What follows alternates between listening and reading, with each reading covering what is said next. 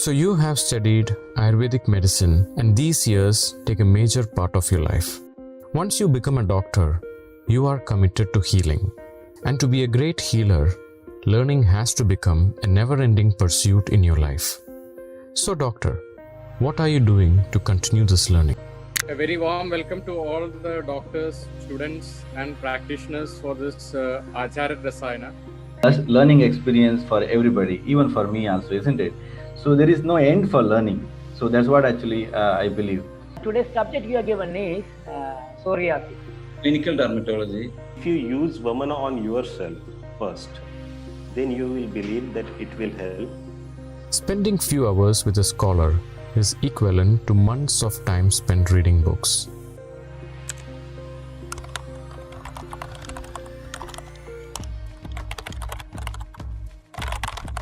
In the name of Acharya Rasayanam, we are bringing excellent minds on Ayurveda with rich expertise in clinical practice.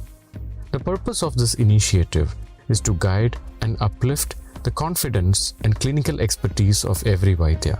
There is a saying, if you cannot be a king, the next best thing is to become a healer, because you are changing people's life, and that is the power of a Vaidya. Acharya Rasayanam is an Ayurvedic practitioner's only CME program initiated by Sitaram Ayurveda's 100th year celebration through Sitaram Research Foundation. Sitaram started its healing journey in the year of 1921.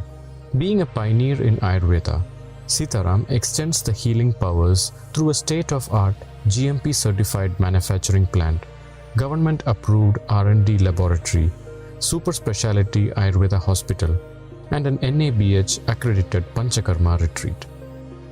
By attending Acharya Rasayanam, you will get the opportunity to get valuable insights on clinical practices, various methods and techniques prevalent in the Ayurvedic medical fraternity from the best scholars.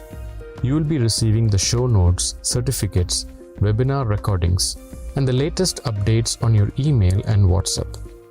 To receive latest updates and newsletters, please send a text to 89434 41881. For more details, log on to our website www.sitaramayurveda.com.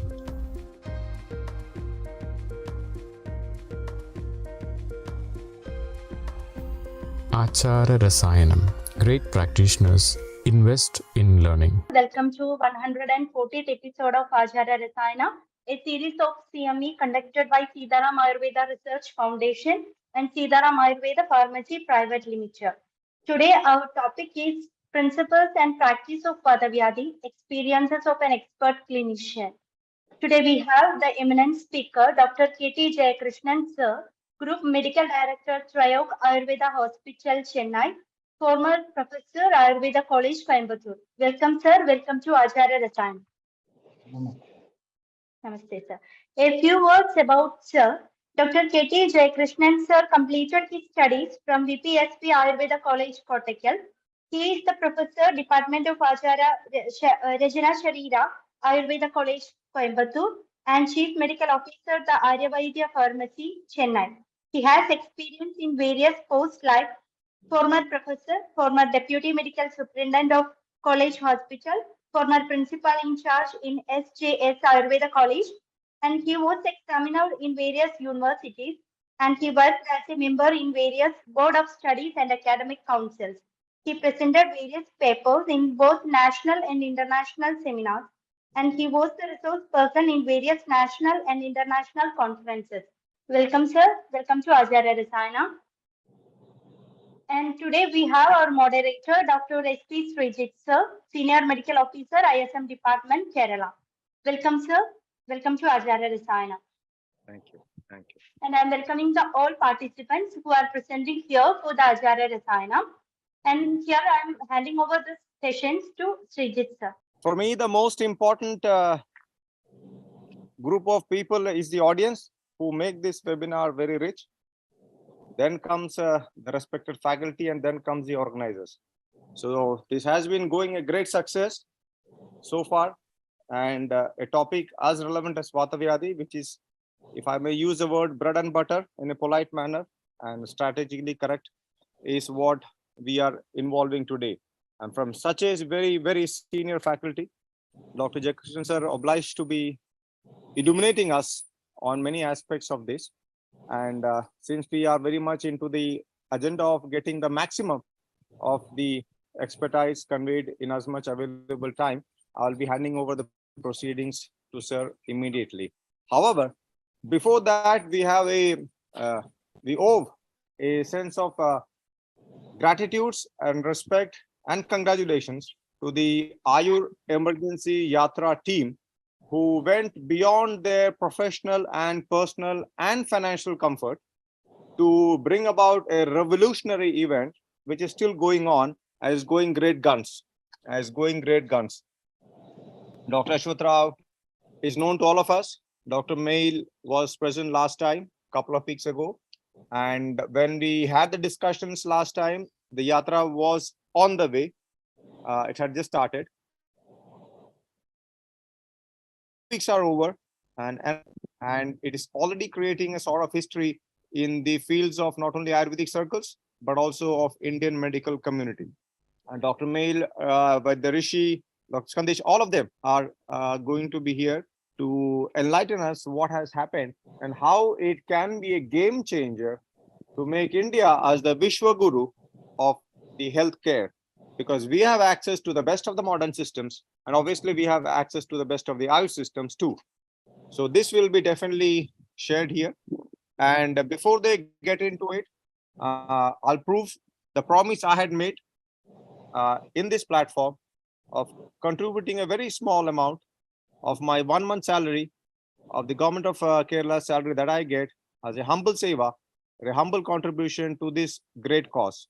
So since I had made it very vocally here, I would prove it vocally with a screenshot. Mr. Bintu has been already handed over, but I'll do that when the topic comes up. Well, you are already before time anyway, no problem.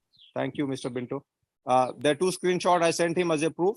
I want to make sure to everyone that promises made here are, there are 2 parts of it.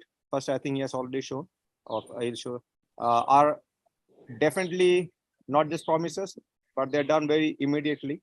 And this is not to encourage any one of you to contribute anything financially for a great cause.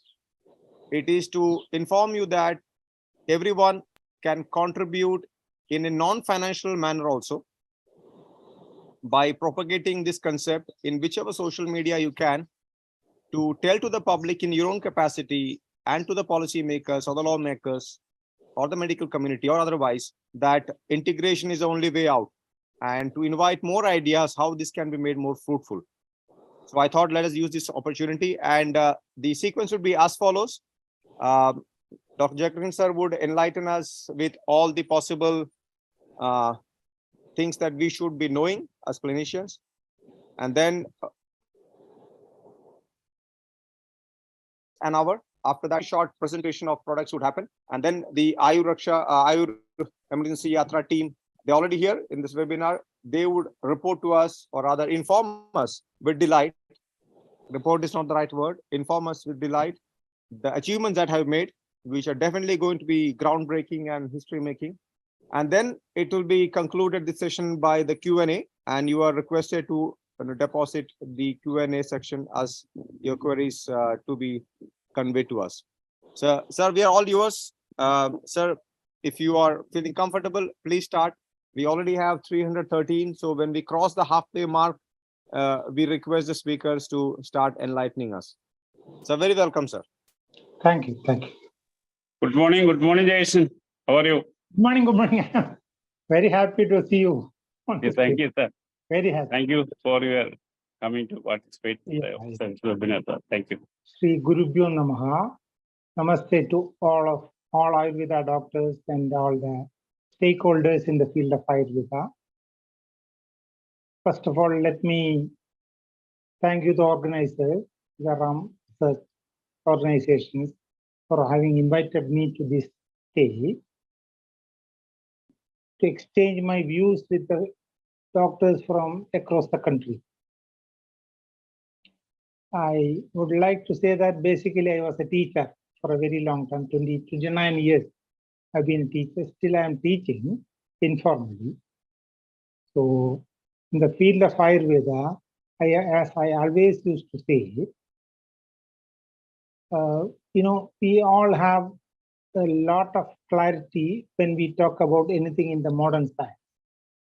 Because right from the school days, we have been familiar with the scientific mode in approaching anything, health or any other social issue. We have developed a scientific mode, and we have a lot of clarity whenever we talk about something from the modern science angle. That much of clarity will be missing whenever we talk about disease, body, or treatment from the angle of Ayurveda, or rather Indian science, in Indian science.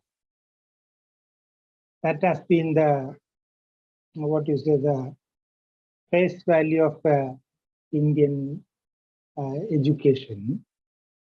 And we suffer, as Ayurveda practitioners, we suffer more. This I felt when I was a student in 79, 80s, when this BMS was first introduced in India. I belonged to the first batch. Even then, I used to feel that whenever I study anatomy or physiology, everything is clear. Whenever I study Nidhanam or Chikitsa, it's only 50% clear. Then wherever there is lack of clarity, we need to depend upon these modern science, even to deal with things in Ayurvedic way.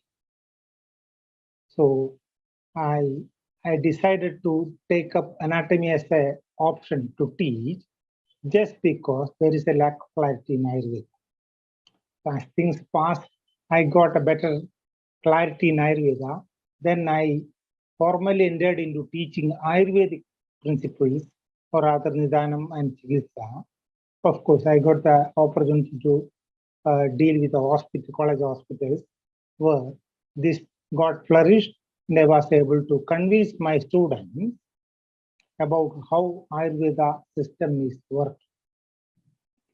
So to my understanding, before entering into the subject, I would like to congratulate the organizers again for naming this program as Rasayan, Acharya.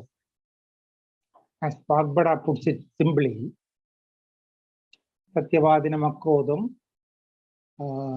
Adhyalma Pravarendriyam, Shantam Sadvrutta Niradam, Vidyadirasan, Nityarasayan. As Acharya Rasayana is, I think, briefed by Vagbada, he says, Shantam Sadvrutta Niradam, Vidyad Nityarasayan. Shantam is a term where we need to underline whenever we study any other Shastras, not science, Shastra. So I would like to draw the attention of the difference between Shastra and science. Science always looks for the physical plane and physical evidence on repeated experimentation to prove something. So it is an understanding of everything, body, disease, world. From the physical plane, you try to understand. Whereas Shastra looks at the same matter, body, disease, functions, treatment, from the plane of mind. So for Shastra, physical evidence may be secondary. Logic and reasoning will be primary to satisfy the mind. That difference will be always there. So you need not always expect a parallel between the Shastra and the science. This is very much relevant. Today we are dealing with it. So to understand the Shastra itself, you need to have a Shantam, nature. This we can see in Avahida Manasaha, the possibilities of dosha, provocation. If you try to understand it in fractions of Vata Pitta Kapha, the possibilities are innumerable. The innumerable possibilities nobody can understand. It's impossible. Like mathematics, we say uncertainty. You can't exactly say this much Vata, this much Pitta, this much Kapha. So what you do is, you just comprehend, reduce it, bring it to your level, for which you need a relaxed, quiet mind. Anandyam Taradamayo Katascha. Anandyam, it is endless. That possibility is innumerable. So, Taratama Yoga, how do you do? Avahida Manasa. There are also Vagbada says, Avahida Manasa, a mind which is very stable, relaxed, you will be able to comprehend, reduce, and as and when needed, you will be able to magnify to understand the different possibilities. So the importance of mind being kept in a very calm position so that Shastra can be easily understood, because it explains things from the plane of mind, not from the plane of physical entity. So I would like to mention that. So the importance of Acharya Rasayanam again is becoming more relevant in this context. Second point, I would like to say that Ayurveda field as a whole, all over India, has a bigger stake in dealing with Vatavyadhi. Generally, Vatavyadhis are more difficult, more chronic, and especially the contemporary science is not dealing it in a very effective manner, whereas Ayurveda people are dealing it in a better way. Even though it is difficult to deal with Vatavyadhi, but we have better stage, better understandings on that. So I thought we will select Vatavyadhi so that it will give a better enlightenment, better picture of understanding of this disease. That's why I suggested the term Vatavyadhi in this meeting. So before entering into this Vatavyadhi treatment, I would like to remind all of you just to forget the anatomy and physiology and think that body is just Koshta, Shaga, and Asthimam. Functionally, whatever you understand from the body is nothing but Kapha, Pitta, Vata. The gross structure is Kapha, and whatever properties reflected from the gross structure is Kapha. The subtle part of the body is Vata. Subtle part is just movement. Like we say science, we say matter is contained with energy only. You go to the subtle part, you get only the movement. Gross part, you get the structure. So subtle part, it is the movement which is connected to Vata. Same unit, you have the gross structure known as Kapha, subtle structure known as Vata, which is responsible for the movement through the Chala property. We call it as Chala property. And the middle portion, partially gross, partially subtle.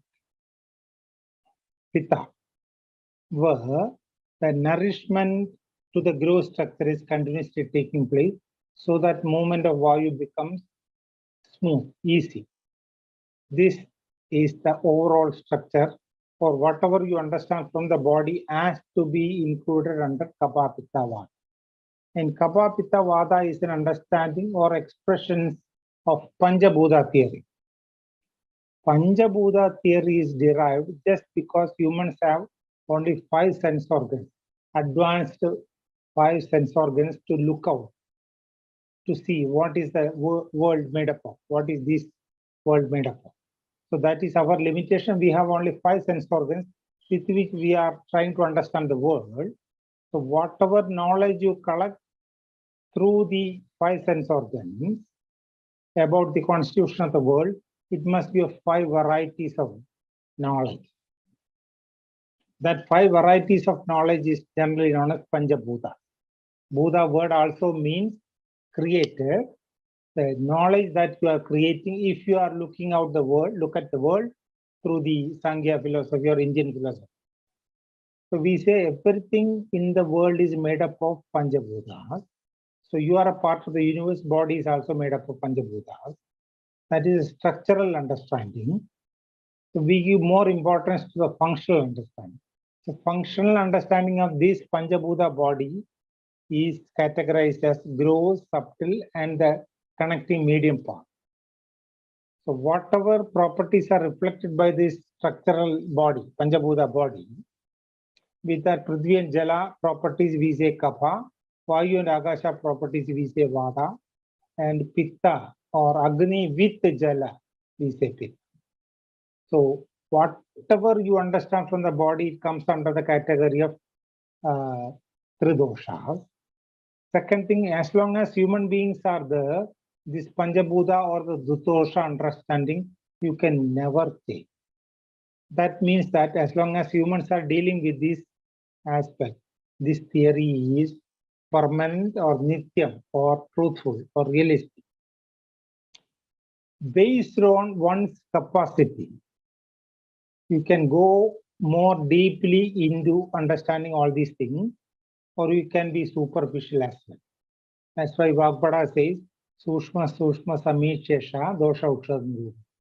Whoever is capable of observing it in the subtle plane, he becomes more accurate in dealing with the disease. So this much is the introduction that all of you wanted to keep in mind, so that further descriptions will be more clear. So when we say a disease, see, from the gross plane, we don't mean something has gone wrong. We are looking into the what is happening to the movement in the subtle plane, what is happening to the vata in the subtle plane. Vata movement or the functions of the structures are impaired, then we say there is a disease. And functions or the movement is impaired, we guess that the structure has gone weak. We don't wait the structure to be damaged so that it can be easily found out through modern mechanism like X-ray, scan, or ultrasound, whatever.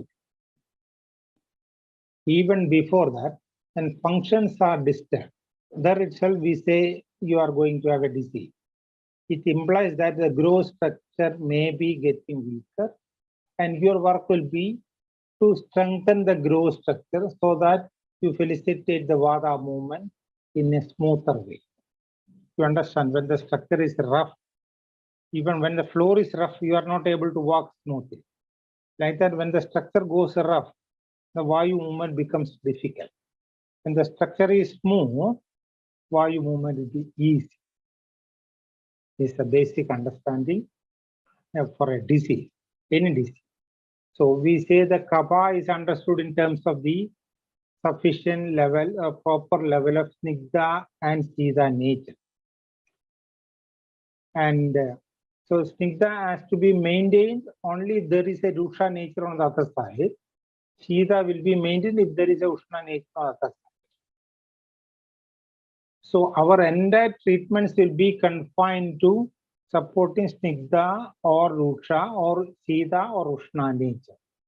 This becomes clear when Vagbhada says that before you start Raktamosham and all, he says entire treatments of Snehanam, Dukshanam, Sedanam, Stambanam is over and still the result is not there. You assume that the blood is involved and go for a Raktamosham. That means whatever we are doing in Ayurveda treatment comes under this category of Snehanam or Dukshanam, Swedanam or Stambanam. That means Snigdha is maintained, Rukshada is maintained, or Sweda, Ushna is maintained, Samban, Sida is maintained. This is what we are doing, knowingly or unknowingly, whatever medicine we give, whatever procedure we do, this is what we are ultimately doing. In that Snigdha Sida nature belongs to the kapha, and that is the gross structure, and it felicitates the Vayu movement in its subtlety. And their structure remains in the form of passages, Srodo Mayamidam Sharira. So Srodas, through the passage mode, whatever you take as food, Annat Bhudani Jayante, that is getting transferred into different levels of dhadus, we say. That is what appeared to be the structure of body. So food goes into the Koshta, which is the Mahasrodas, which is responsible for the major movements in the body. From the birth to the death, the movement has to continue. And this movement is transferred into Dhatu, which gets transformed and transported to the next level. The movement is continued. certain parts of the body, we see that the dhadus are coming together to perform a major function of Vayu, to perform a major movement of Vayu, like the heart and all. You get Rakta Dhatu, Mamsa Dhatu, many things are coming together, but there the importance is given to the movement that is produced in the heart, that mechanical movement with which the entire blood is reaching everywhere in the body. So it acts as a mechanical pump, where the movement or the push given by the heart is more important than the structure. So such areas we say Madhyama Roga Marga or organs or marma, we say. If the structure is taken, we say dhadus. Functionally important areas, we say marma. Small extensions of nothing but koshta. Okay. Since the Rasadhatu is very unstable, if you don't take food, Rasadhatu is missing. So 6 dhadus are taken as a platform on which disease can be manifested easily. Instead of rasa, they add skin, which is more stable, thigh, in which also diseases are easily possible, manifested easily. So 6 dhadus plus shakha, plus tuk, includes the shakha, which is nothing but an extension of what is happening in the koshta. And certain areas, the conglomeration of dhadus to perform important vata function is there. There we say Madhyama Roga Marga, and that will be important for vata function. So whenever that deepest structures is insufficient with the snigdha nature, snigdha is not supplied or rucha is supplied, or snigdha is not reaching there to the deepest level, it gradually becomes rucha dominant. The snigdha is not sufficient, vada movement also will not be so easy. At one stage, the vada movement will be completely disturbed, to be known as a Vatavyadhi. This is what is happening in a Vatavyadhi. Madhyama Roga Marga is not sufficiently unctuous, snigdha enough. Other words, we say it is slowly increasing the rucha nature. So thereby disturbing the vata movement in the subtle plane. Through the movement of vata, entire activities of the body are taking place. Sarvaha kriyaha tasmin pradibhaddhate shari. All activities are attributed to the movement initiated by Vayu. So such movements are impaired when in the deeper plane, when it is not sufficiently strengthened, nourished with the snigdha content, rucha is coming up and vata movement is impaired, you call it as the vata. Based on different areas, you can name differently.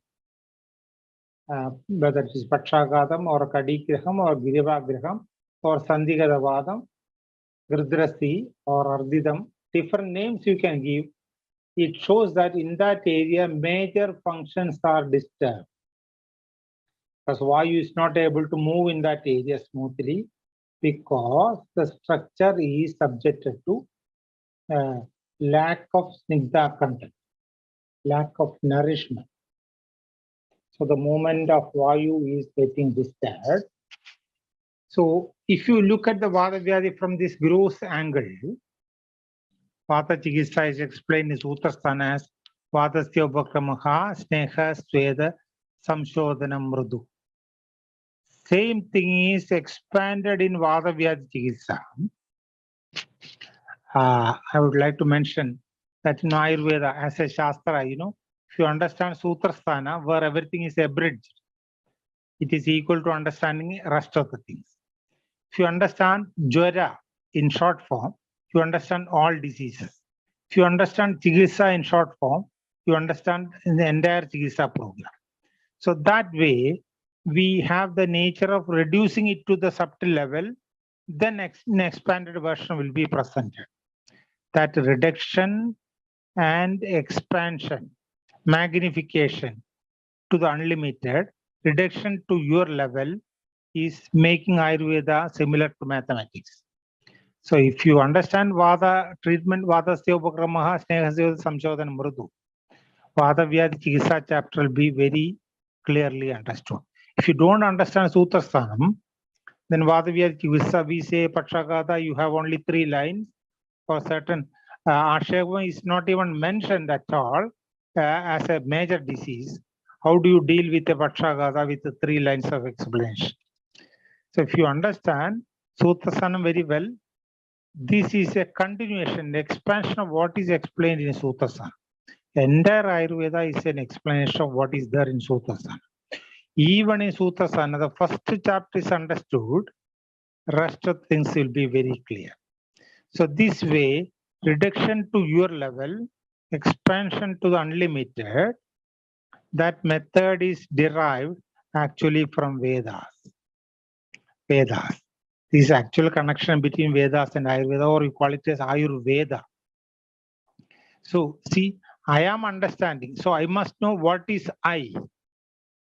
That is explained in Vedas. So I am trying to understand what is Ayurveda, what is disease, what is treatment. So that I factor is there. That factor is also known. Then I understand what is the process of learning, how you understand things in different planes. Okay, when things are explained by different individuals, you can understand it completely if you understand what is the mechanism of knowing or learning. So that includes explanation of who is I, who am I. That is actually explained in Vedas, and Vedas express the method of reduction to your level, I, and expansion to the unlimited physical possibilities. So that is a close connection between Vedas and Ayurveda. And I used to say that Ayurveda, this is also considered as a Veda. So basically, Vatavyadhi I explained. So if you understand Vatavyadhi in this angle, you understand that your way is to induce the snigdha content into the body. Medicine will not be doing, the physician has to induce it effectively. Vatasya upakramaha, sneha, sweda, samsha. Sneha means snigdha content you need to induce. Whether you give a Rasnadi Kashayam, Dhanundaram Kashayam, Shirabala, Dhanundaram Avarti, Maharaja Prasarini, or what Mahamashatailam or Mahapudamastail, whatever it is, we are inducing a snigdha content required for that particular individual. You are inducing. To induce Snehanam, that is already told in Suttasan, you must have created an Agni. Yoga Sarvevi Mandegna. Agni is weak, you need to support the Agni, then only Snigdha will be digested and assimilated into the body. So Agni has to be created in Amashya so that the Snigdha content you induce will be easily taken. That's why the famous saying, without ginger, there's no medicine in Ayurveda. That is the reason if Agni has to be supported in all treatments, then only you can induce anything without disturbing the rest of the body. So our requirement is to induce Snigdha content either internally or externally to see that the entire structures of the body is made sufficiently Snigdha. This is what we are doing. Sufficient Snigdha is reaching every nook and corner of the body. Okay, so we assume that the Snigdha has been drained out. That's why Ruksha has come up. That's why Vata movement has affected. So those things we are calculating through the mental plane, assuming through the mental plane. Induction of Snigdha content is required.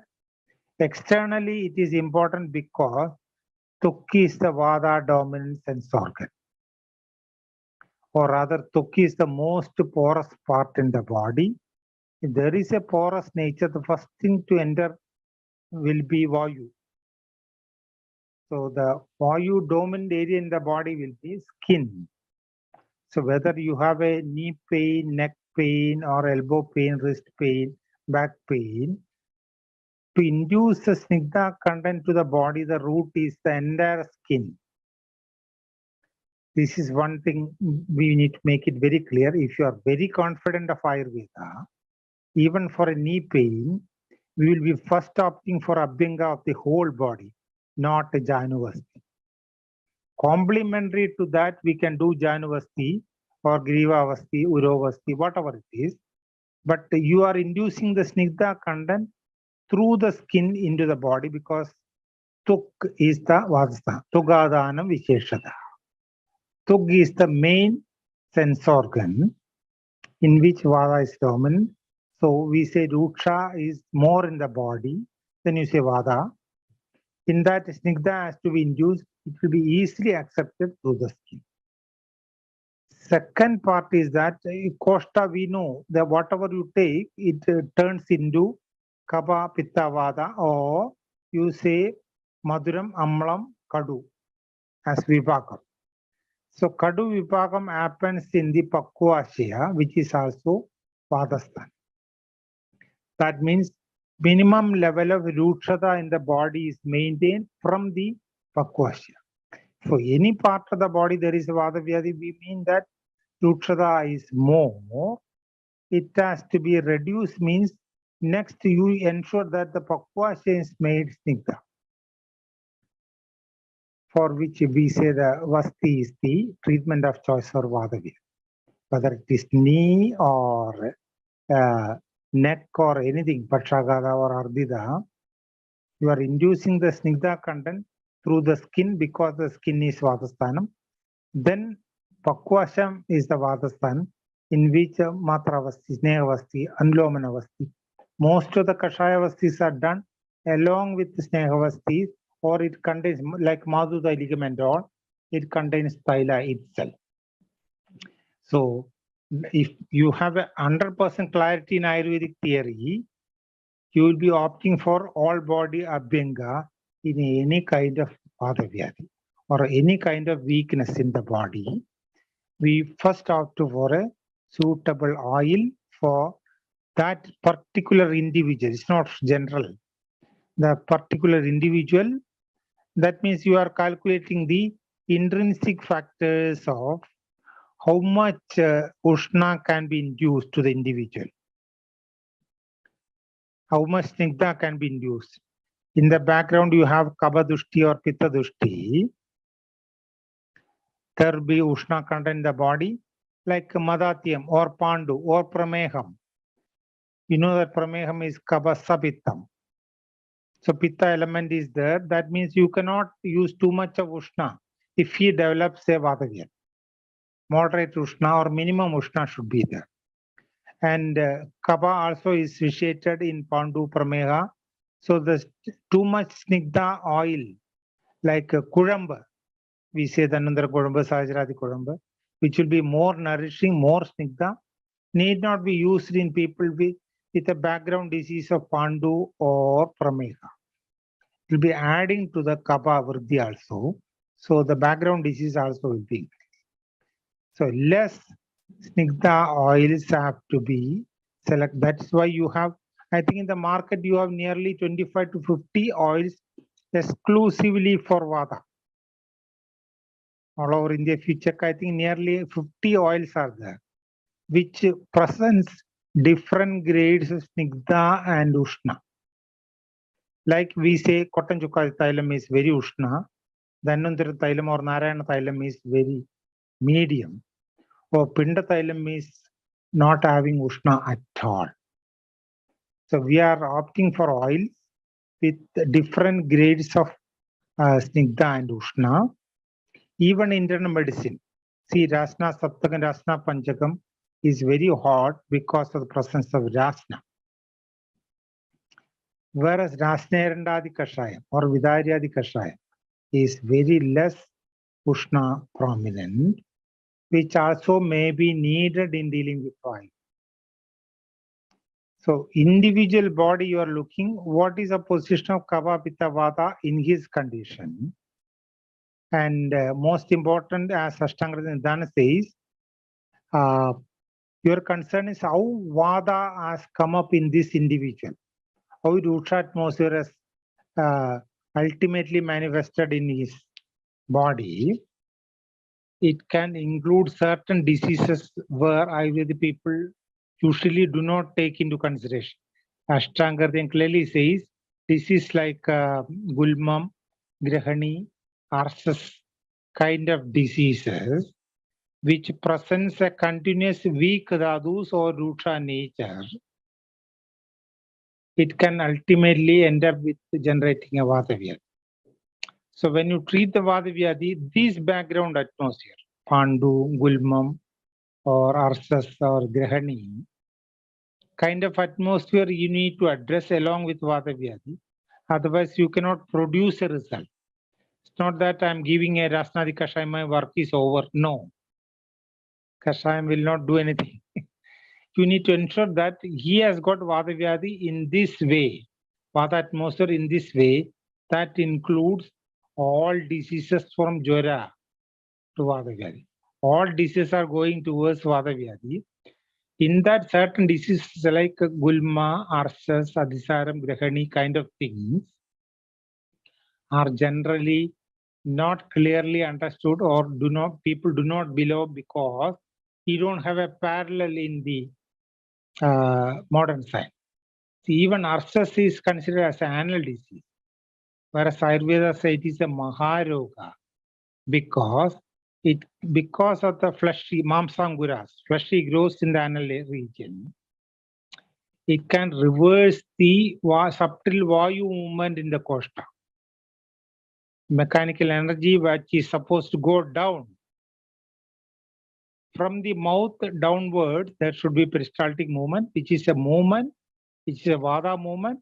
It should sustain till your death, from birth to death. That movement can be reversed if there is extra fleshy growth. That movement can create any trouble in any part of the body, including mental disease. So that potential is calculated. That's why Arsas become very important Maharoga. Not because of bleeding or pain or constipation you are getting, for which you have lot of solutions. So patient having Arsas getting a Vata Vyadhi, you need to be careful while dealing with that. Along with the Vata medicine, you need to ensure that you address the Vayu in the Kosta, or Arsho medicines are also given so that Vata Anlomanam can be brought in a patient with us. So that is very clearly mentioned in Ashtanga Nidanam. Chikits also, they will say you closely watch how the Vata has come up in the individual. Yada Dushtena Doshena, Yada Chanu Visarpada. That means you understand the pathogenesis, Samprapti, and Samprapti Vikatan mystics. If pathogenesis is not understood, you will not be reversing the pathology. Even if you understood it wrongly, whether you have a calculation or not, that is most important. Based on the result, you can see whether you have gone wrong or not. Like mathematics, we say 4 plus 4 is 8. To cross check, you can just from 8 you reduce 4 and validate that. Like that, ultimate result is not created in the treatment. You can look back where you have gone wrong, provided you have a calculation. Whether it's right or wrong, it's immaterial. You make a habit of making a clear calculation of what has happened to this individual. How Vata has resulted in this individual. So naturally, any disease from Jwaram onwards has to be calculated because ultimate result of all diseases are weakness in the body. Weakness in the deepest part creates Vatavyadhi. So all diseases are going towards Vatavyadhi. Beyond that, you have only one disease, Vadarakta, where maximum weakness and degeneration is resulted. That regeneration is done by Rakta Dhatu. Rakta Dhatu is initiated, then you say degeneration also. And Vada, Rakta. Vada is the maximum weakness to the core of the body. Beyond that, you cannot have weakness. Beyond that, it is the degeneration of the structures, which is known as Vadarakta. It becomes more difficult. Actually, any degenerative disease like what is the cancer kind of things should come under that. Teje Tridosham Arbudakarija. Vatarakta says it is Arbudakari. If it is Tridosha Vatarakta, you don't treat it, mostly it becomes Arbudakari. That it shows it becomes more difficult to deal with such a situation. So in Vatavyadhi, your primary concern is whether you understood what has happened in this body in terms of Vata Pitta Kapha. To that you are reacting. Next thing is, which is very important, extrinsic factors. Same impact you can create through the extrinsic factors. That is why Vagbhada says Dushyam, Desham, Balam, Kala.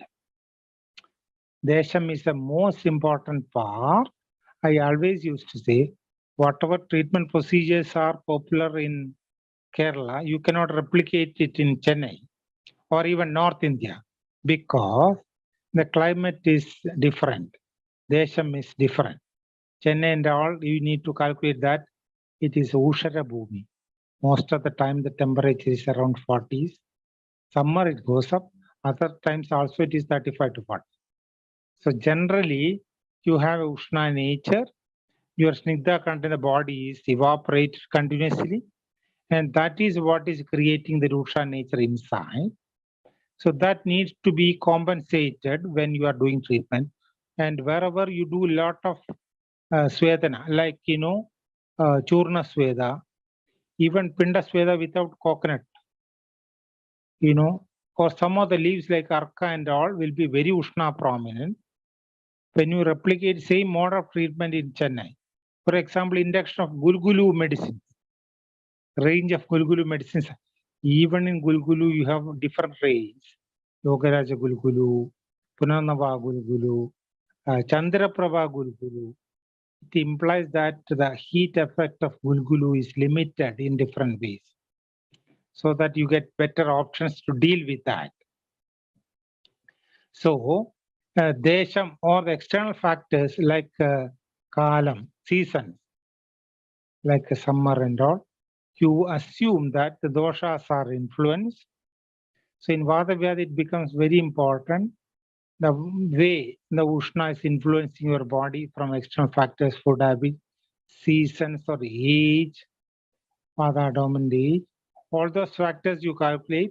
Based on that only you can calculate how much Snigdha is to be induced, how much Ushna can be induced along with that, so that Ushna will be dilating the structures, Snigdha will be easily accepted. That is what is happening. So Dushyam Desham. Once you see the Dushyam inside, then it is a Desham which has to be calculated. One of the interesting things I would like to note that the Kotanjuka Thailam is not famous in and around Chennai, or rather it is known as Amavadari Thailam. You know that Amavada, lot of Ushna may be required, or Snigdha you cannot induce. Just because there is an Ama condition suspected, generally all Vatavyadhis people say Ama, it is not Amavada. Amavada is entirely different. So very Ushna Thaila will be creating some result if there is a limited Ama. It's not Amavada. So you need that kind of a very Ushna prominent oil, or even Panchamla Thailam. It's like that because of the Amla nature, very hot in nature. It will be relieving the pain. We know all the patent products of Thailas, contains most Ushna things, and turpentine or this kind of mint, lot of things which can create heat instantly and relieve the pain. Dilate that area so that the swelling can be displaced and you get the pain reduced temporarily. That's not ultimate solution. So that Ushna may be creating sometimes immediate advantage of addressing the Vata atmosphere. So even that Thaila, which is widely used in Kerala climate, Kotanjukkadi is an effective Thaila because the climate is Sadharna in that area. Even to the area of Coimbatore, closer to Kerala, that can be widely used. When it comes to Chennai, you go to North India, where climates are extreme. Heat is extreme, cold is extreme, rain is extreme. You need to calculate all those things to induce whatever you are doing, whether you are doing a Sweda process or Patrapodla Svedam or Chunda Svedam or even Pirichil, which Thaila, Kaya Segam, Shiro Segam, which Thaila you are using, how much Ushna is needed for that individual. In that climate, how much Ushna will be comfortable. That calculation over is making Sushma Samishesha, Dosha Ushrata Nirupane, Nasaskaladi Jaduchit. He will not go wrong. This is what is told in the book. It cannot be generalized like the other science, contemporary science. They make it generalized. Patshagata, Yudu, Snehanam, Swedanam, Vasti. It's not like that. It's not like that. To this individual, how much Snigdha is needed. To this individual, how much Ushna is fit enough. For that, you need to calculate the climate, external factors, internal factors, background diseases. So if you take a Patshagata, for example, background, there is a Prameha. First, we need to know what is Prameha. It's not diabetes. Kapasa Pittam Pavanascha Dosha. If you understand Prameha from that angle, induction of Snigdha content should not disturb the Kapha or Pitta atmosphere in the background. Without that, how much lesser grade you can induce effectively. So the overall picture becomes such that work is done by you, not medicine.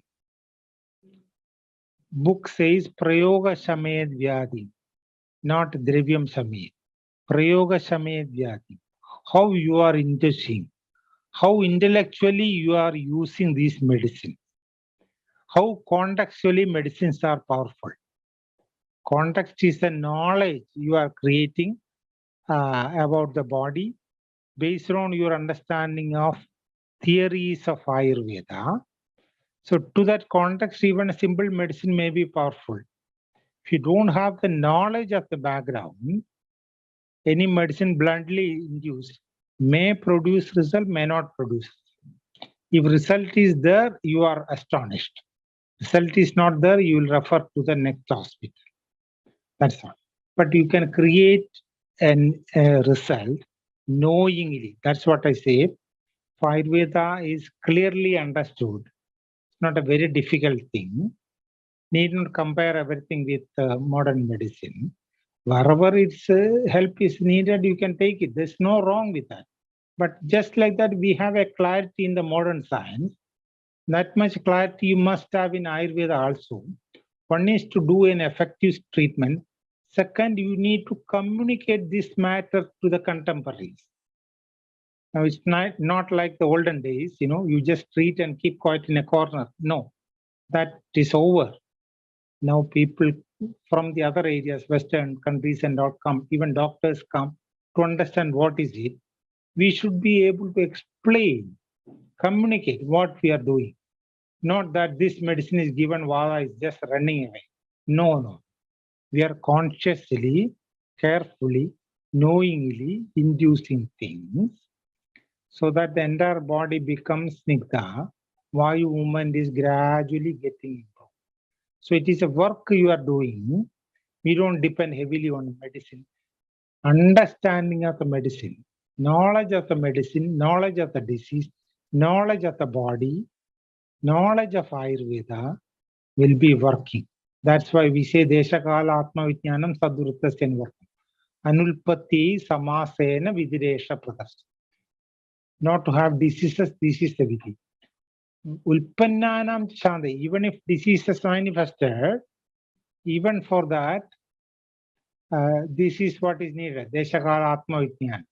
It is a knowledge about Desham, Kalam. Atma means self. What is I? Whether I understood or not. That is the most important part. I am dealing with the patient. So I must have understood. I must have the knowledge. I am knowing it through learning. So you must know what is this I also. That is Atma Vijnanam, which is the medicine for Mano Dosha Ushad. Atma Vijnanam Mano Dosha. This is very much relevant in dealing with the mental diseases, which Ayurvedic people are always reluctant to deal. So in dealing with mental diseases, Or in looking at the Vatavyadhi itself, we understand nowadays, which is very relevant, Vata can be provoked through Chinta, Shokam, and Bhayam. Snigdha induction alone will not be sufficient in dealing with such Vata. Nowadays, most of the professions are, stressful, where you need to have a running thoughts continuously, a speeding mind, pace of the thoughts will be very high, extra thoughts have to be there. That is Chinta. As a result of that running thoughts for a long time, you think a lot a long time, worry a lot a long time, that plane becomes weak. Then when you suffer from some loss, even a failure in examination, you feel down. You lose money, you feel down. You lose somebody unexpected, you go down. That status is Shogam. It's not clinical depression, temporary depression, because that plane has become weak, because you have been running, you have not been walking, you have been running with the mind for a long time. Third stage is that nature can easily end up with anxiety. You worry about each and everything, small things. And that means you think about what will happen tomorrow, day after tomorrow, or next week, next month, next year. Like that, you start thinking there is no end for that, At one point, you have to put a full stop to that thought. That dead end is known as fear, bhayam. Now, all these conditions are same, because in that status, mind will be unnecessarily creating thoughts. So excess of thought, we know that pranasya chitta vahanam, vayu, along with prana vayu, mind is moving. So mind is moving too much, you are creating vata movement too much unnecessarily. That can create shoshanam or dryness of dhadus as well. So such situation, see, Santvanam is also a vata treatment, we understand.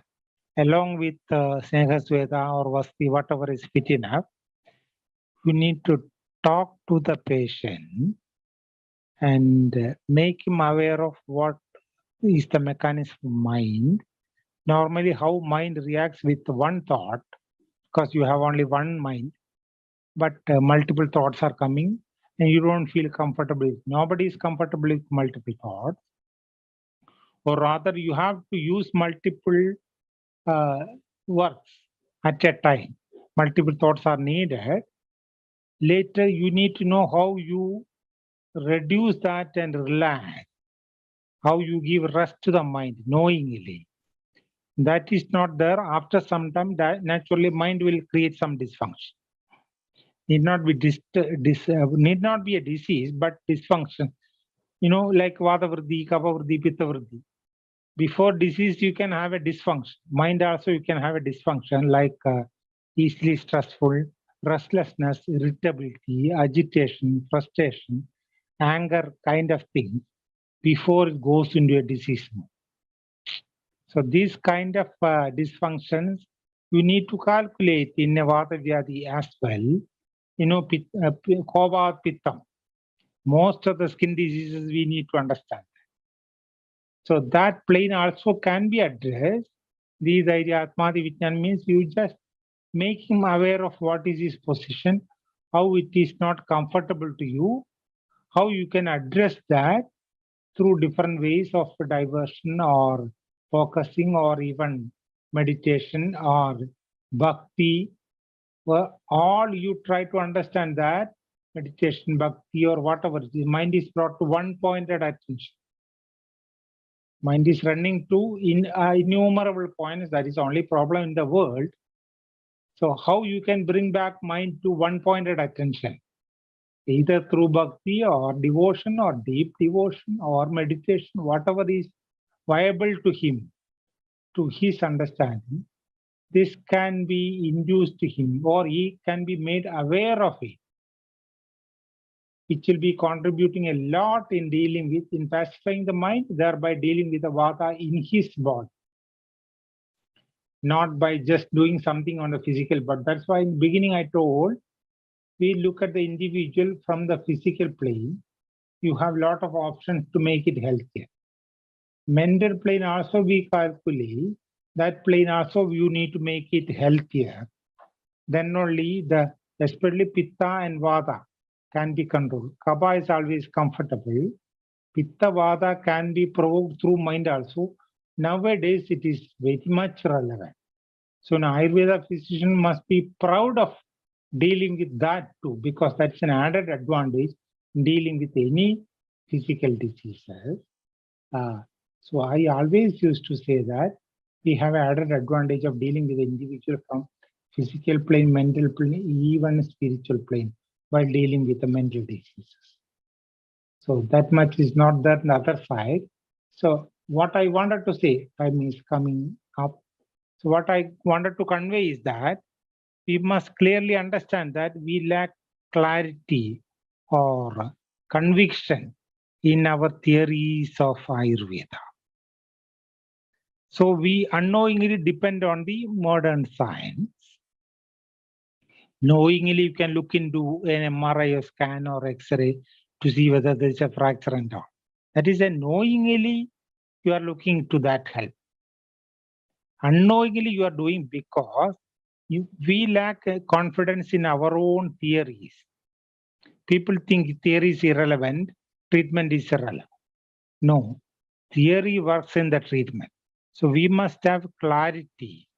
Prasanna Atmendriya Manaha. Prasanna means clear. Even the plane of mind also, we must have clarity of thought as far as the theories of Ayurveda are concerned. So you have lot of options in dealing with the Vatavyadhis especially, because that is an area where we have good stake, whereas other sciences not having that much stake. So we'll be doing any disease is possible. Because Vatavyadhi is a chronic disease, you can take more time and work on that slowly. Need not be doing any immediate result. So that's why we lack in dealing with acute diseases. Emergency, somebody is going to present a presentation that emergencies in Ayurveda. It is possible provided you have clarity of theory, clarity of knowledge in the disease. Then management also will be very clear. So acute conditions like jwara, fracture, snake bite, anything you also will deal with if you have 100% clarity. So that clear knowledge will be working in dealing with any disease, especially Vatavyadhi, it is relevant. And the angle from the background disease, angle from the mind also has to be calculated, especially Ayurvedic physicians. With these few words, let me conclude. I leave it to the open discussion. You need to ask any questions. I'll feel free to answer for that from my experience. Very useful Yeah. presentation, doctor. Thank Yes. you. Because Yeah. nowadays nobody knows how to prescribe the oil thylas. Actually, Yeah. all the manufacturers are facing the problem. We are corrected beautifully. Yeah. Thank you, doctor. Thank you. Yeah. Now I think they can ask any questions. If you repeat the question, Okay. it will be more clear to all other people also. Thank you, sir. Thank you for this wonderful session. Now we can go through some of the products of Sitaram Ayurveda pharmacy. And this is our 100th year of healing legacy. And we have the special classical products which are very useful in Vatavyadhis and also in various conditions like Aryugadhartini Kulika, Chavanaprasham Kashayam tablets, Karaskaraghridam, Nalikerasavam, like that. And we have a wide range of classical products which are very useful in the Vatavyadhi. The slide is not moving. Okay, sir. Okay. So, Sitaram Ayurveda have a wide range of classical products which are very useful in the Vatavyadhis also. And we have our special patent products. One is KG101 soft gel capsules, which is a time-tested anti-arthritic herb with Kuluchi. It's potentiated 101 times using milk and Tilakaila. and it's provided the strength and the support to healing the joint. Immunomodulatory action of Kuduchi aids in managing the rheumatoid arthritis. It supports in treating the gouty arthritis too. It is very effective in rheumatoid and degenerative arthritis. The dosage is 2 BID.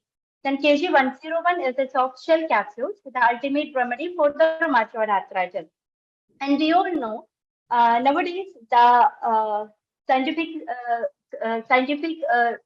people are only accepting the results only after the with the evidences.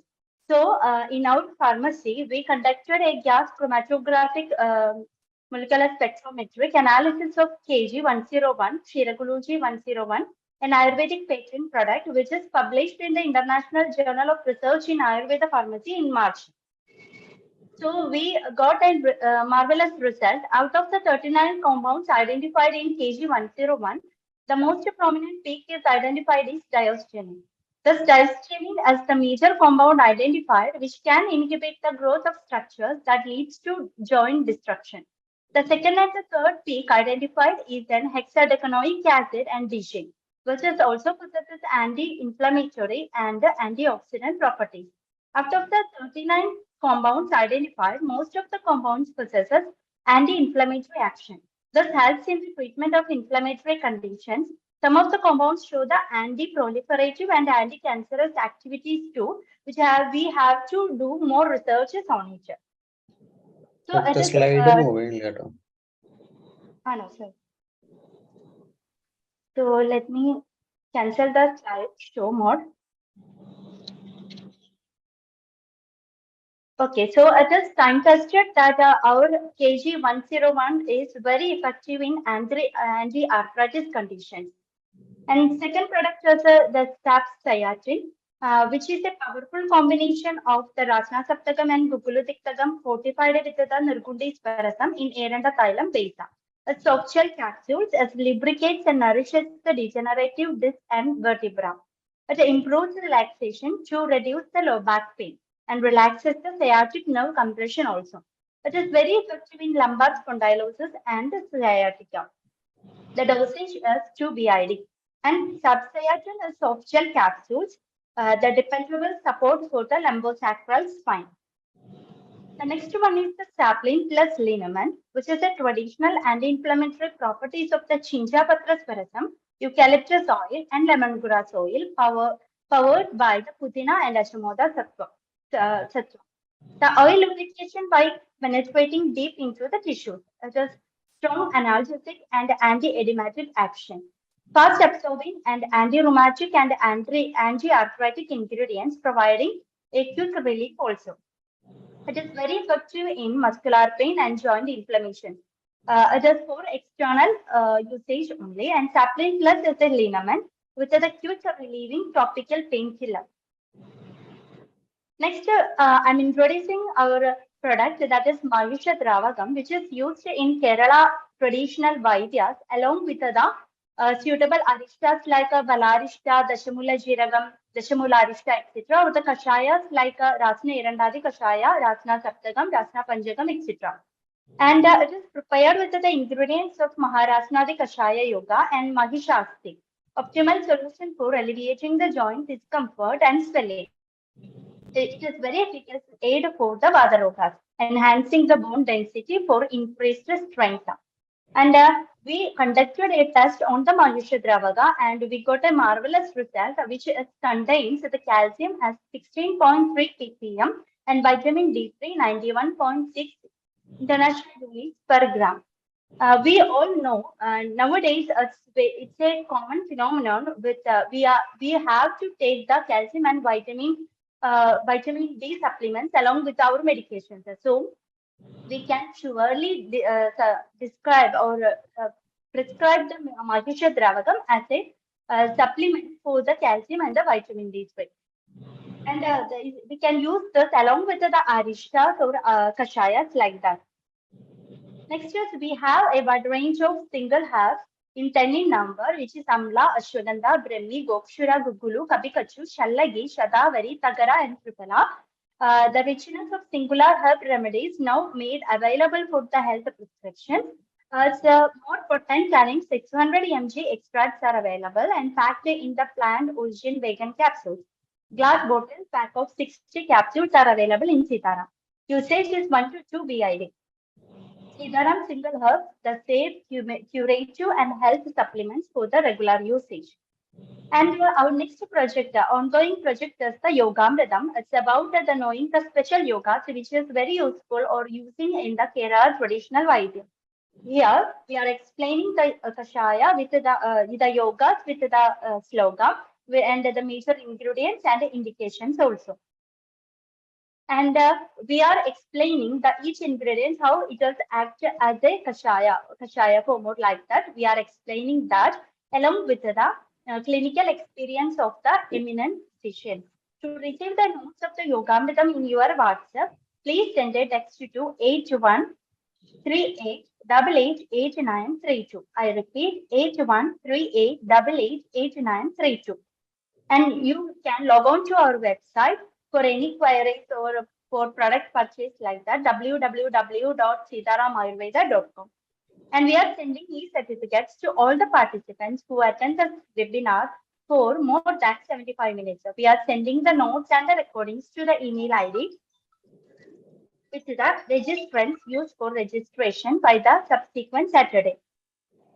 If you could not find that mail in your inbox, please check your spam folder, promotion folder, social folder, or career folder. Please save our email ID to your contact support@sitaramayurveda.com. Please send your name, location to the following number of Sitaram Ayurveda to get the all updates, links, and notes of Acharya Rasayanam via WhatsApp 8943441881. I repeat 8943441881. And for any support from Sitaram Ayurveda, you can contact our customer relations manager, Mr. Rajiv, at 9072613194. I repeat 9072613194 at crm.osk@sitaramayurveda.biz. Thank you all. Thank you very much. Thank you, dear doctor. Let us get into action. We have the Q&A waiting, definitely. Everyone is enthusiastically waiting. But before that, let me invite the fantastic group of young doctors who are going beyond the call of the normal duty to see that there is integration happening between the allopathic and the Ayur system, the Ayur Emergency Yatra. So we have three special people here, and in the next 15-20 minutes, they will enlighten us how you can utilize this great event to your favor in your clinical practice, not only in terms of academic, professional, but also in terms of the pride that the Ayurvedic community needs to salvage. So welcoming one by one, the upcoming star of the Ayurvedic community, Vaidya Rishi. He represents Ayurveda as such, I would say. He's just kind of smiling. Dr. Rishi, I really mean my words. You have been so dedicated in your work. And so he's from the exclusive Ayurveda community. Then we have Dr. Mail also.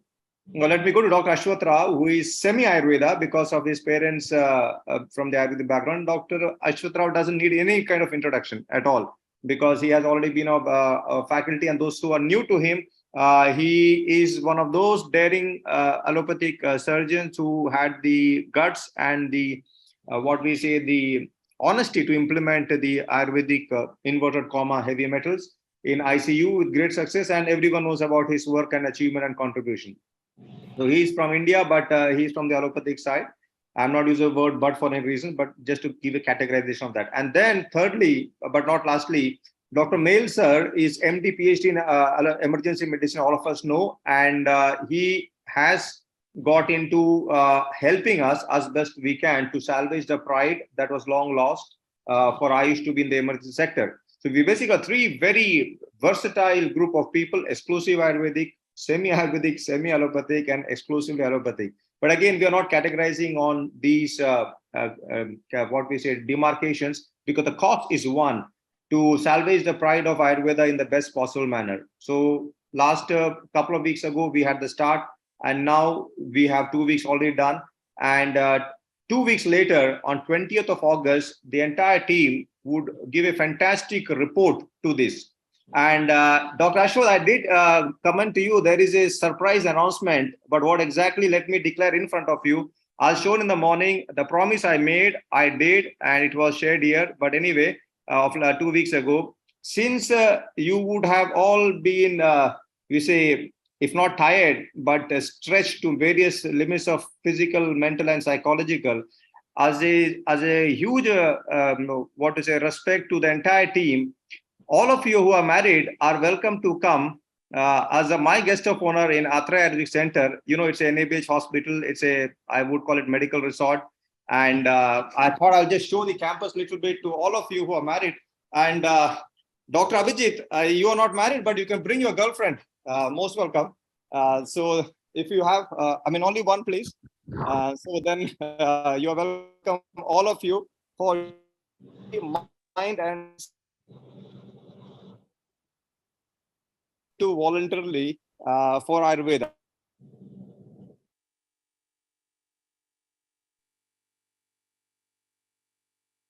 It's again a small seva, nothing big. It's just a very small seva, so that your body, mind, and soul can have some recuperation for 3 to 5 days, whatever time you have at your disposal. I thought to encourage and inspire you to come here. I'm walking through the campus. It's a very small campus, but very clean. People from 107 nations have come here. Dr. Abhijit has come here. Dr. Ashwat, you know very well also, you have come here. So let me just make it public. And we can't thank you enough for what you're doing for the Ayurvedic community. In fact, what you're doing for the nation. It's not for Ayurvedic community only. So with this, Dr. Ashwat, I leave it to all of you.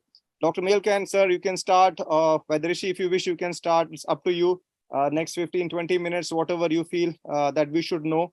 And let this be a emotionally and also intellectually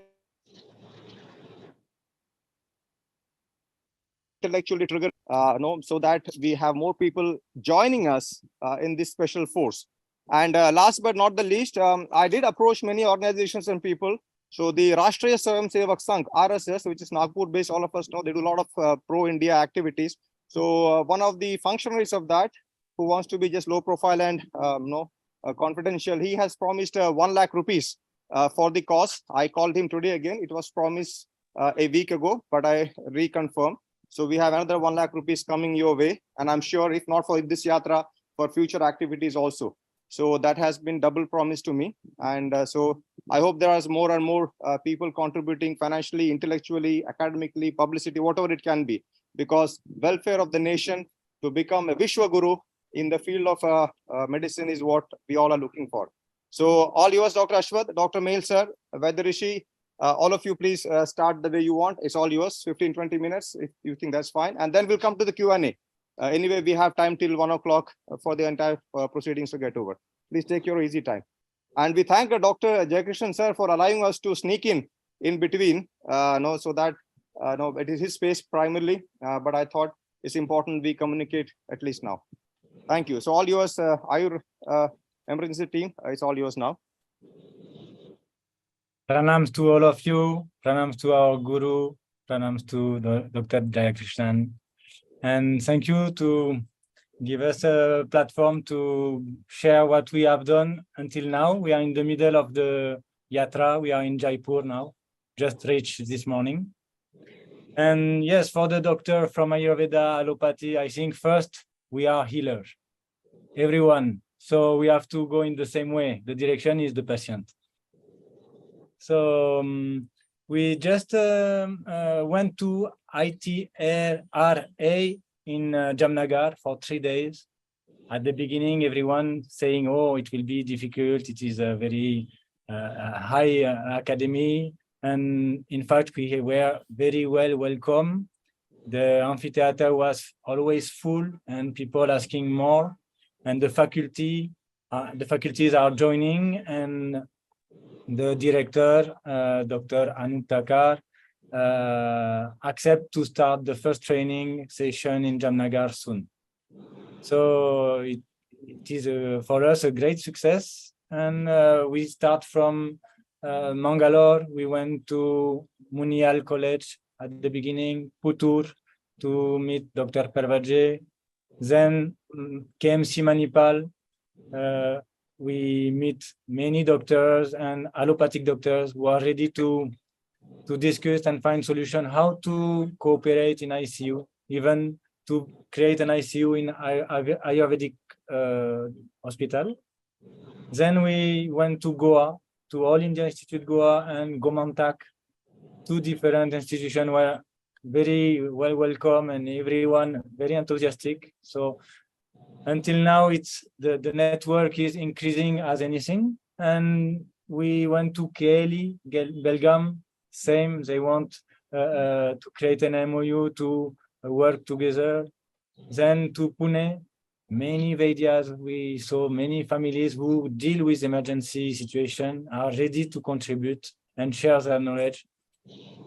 We went in the BDST college, Dr. Susrut, very well welcome. It was a very peaceful place and very like a center point for knowledge. Everyone was coming and sharing.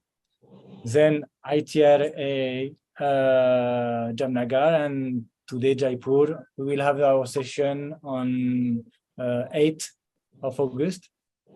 And then to Delhi. So one thing in Delhi, we are hosted in All India Institute for 1 day. We have 3 days and we try to find a hall to do a session because 8 lecturers want to give lecture, but no space, no time on 9th. So we plan this on 10, but we have no place. So if you have some contact, some suggestion where to find a hall to host maybe 200 person or minimum 150 person, it can be great. Thanks a lot. I will give the Dr. Mail, sir, I will also start working on it. Of course, I'll get a WhatsApp. So our requirement is that we need 200 people to accommodate it, and we are in need of a hall. If somebody can sponsor that, no, that's what would be great. Yeah, only maybe after from 3 to 8, 3 p.m. to 8 p.m. something like this, half day. Yeah. Yes. Yeah. No, let us start working on that. We will start working on that. Yeah, because so far it has been going good and we want it to be going good further also. Somebody is already in my mind who may be able to help us. Yeah. All right. So first of all, we began this yatra with the aid of this platform that was given to us by Srijit sir. So for all the appreciation and the praises that you gave us, we have to give ours to you first of all before I begin, to be honest. And because very interestingly, we began this yatra by getting an introduction and platform over here. And that has really given us a big boost because we began this yatra on pure faith. We had a plan, it was charted out, but we had a lot of hurdles. And but most of the aid that came in, it came in the last minute, and not just in the last minute, but it has come along the way and along our journey. And to be honest, this yatra, the purpose of this yatra is self-respect, not personal self-respect, but self-respect for our community and our science. Because we all know, how our science is viewed, not just by, the people around us, but by the contemporary scientists and everyone around us. So the primary objective of this yatra was to bring dignity to us as Ayurveda physicians and the science as it is. And so we were all given this drive by, the great Krishna Kumarji. It was his fire and that spark that he put into all of us that in fact is motivating and driving us throughout this journey. And, to be honest, it's been magical because we don't know how we are surviving. This whole journey has been very tasking, physically, mentally, and in all possible manner. But somehow we don't feel that exhaustion. We're not feeling it. I know my body is, it's on the verge of breaking, but I don't feel it. I'm not able to feel it. And one thing that's become very obvious through this journey is that it's not us who's doing this. We are just physical medium to make this happen. But there is some other force which is driving us, guiding us, and making everything fall into place. And yesterday we had a very funny and interesting incident. We had our session at Jamnagar, Ayurveda College. And so we had planned the session to get over by around 11 because we had to come to Ahmedabad and catch a train, which was at 8 p.m. So it was a very tight schedule. And what happened is in the last minute, The session got extended a little bit and it got over at 12:30 and we were able to depart only at 1. And somehow, I don't know how, we just managed to catch the train 4 minutes before its departure, just as the train was moving. And at that point of time, I realized that, it's not us. It's not us who is doing all of this work. There's something else, that's guiding us. And sorry. Absolutely. Vaidya, I don't mean to interrupt you. I very fondly acknowledge Dr. Vignesh, our soul brother. I have always found him as promoter of Ayurveda than promoter of Sitaram per se. When I put the word across 2 weeks ago, he said, Vignesh brother said, why not? We should just give it as big possibility. I think it's somewhere outside India currently. I don't know if he's in webinar as of now. But no, we are so thankful to Sitaram. They didn't even think twice. They just said, come on, let us give as much promotion for a noble cause that's for the nation. And why I am standing with the video on the campus, this is where I would request the entire team to come and de-escalate and have your sense of rejuvenation and detox. So this is the campus. You all are very, very welcome. As I said, once again, very seriously, I strongly believe that there is a divine intervention in the entire yatra. Otherwise, 4 minutes can be too small a time to miss a train, and that's so many things can happen wrong. So many things. So I thought, let us ensure that we get all the logistical support to you as much possible, and we will make that. And again, please take my words very seriously for this campus visit, and to where you can physically unwind and recuperate. And that will be a good self relief for us also to realize that we are of some use to the entire team, of some utility. Thanks a lot. Thanks a lot for this. Yeah, that is our dharma. That's our dharma, dear doctor. That's our dharma. Thank you, Dr. so Ashwath, please illuminate your thoughts as best you wish us to know, the current and future, whichever. Namaste, everyone. First of all, I would like to thank, on behalf of Ayur Emergency Yatra, we would like to thank Sitaram Ayurveda, Dr. Srijit sir and Dr. Jayakrishnan sir for accommodating us in this webinar. And I feel during the Yatra, we felt there are many confusions to be addressed, which is arising from both from the modern medicine fraternity and even from the Ayurveda fraternity. And there are false perceptions when it comes to some of the things to be addressed. And as it appears to the public or even Ayurveda Vaidya or the Vaidyas, it appears like modern medicine doctors are against Ayurveda or they may not welcome it. But today, I would like to convey that even my seniors, when we conveyed that we are starting this Ayur Emergency Yatra, they have shown their wish to learn Ayurveda. And it is not to practice Ayurveda, but to understand Ayurveda in a better way, so that how we can coordinate, doctors from the modern medicine fraternity, how we can coordinate with the Vaidyas in a much better way for patient benefit.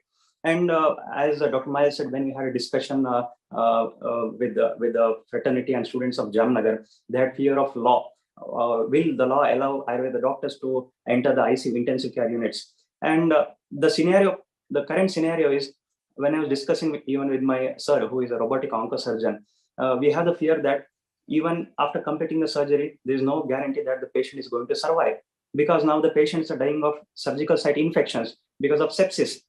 There are a lot of challenges coming up in modern medicine, which are not there maybe previously, maybe 10, 20 years down the line, for which I think Ayurveda is the only solution ahead.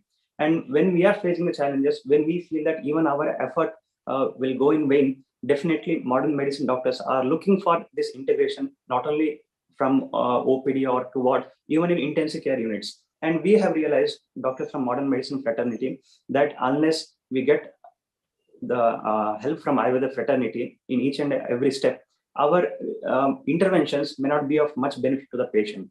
And when we speak about the law, I think many laws, when it comes to in the field of medicine, it was made many years back, having the mindset of British slavery. For example, now when a patient proceeds from pneumonia to ARDS, or when a patient is in intensive care unit from 10 to 15 days, he is not responding to any antibiotics, and the blood culture is showing the organisms which are resistant to all the antibiotics. we definitely know that the patient is going to die in the next few days or few hours. So at this point of time, I think even modern medicine doctors would welcome the Vaidyas to intervene to see for an amicable solution. And when it comes to law, definitely when we modern medicine doctors feel the need, when Vaidyas come in for support, definitely the time has come to change the law for patients' benefit.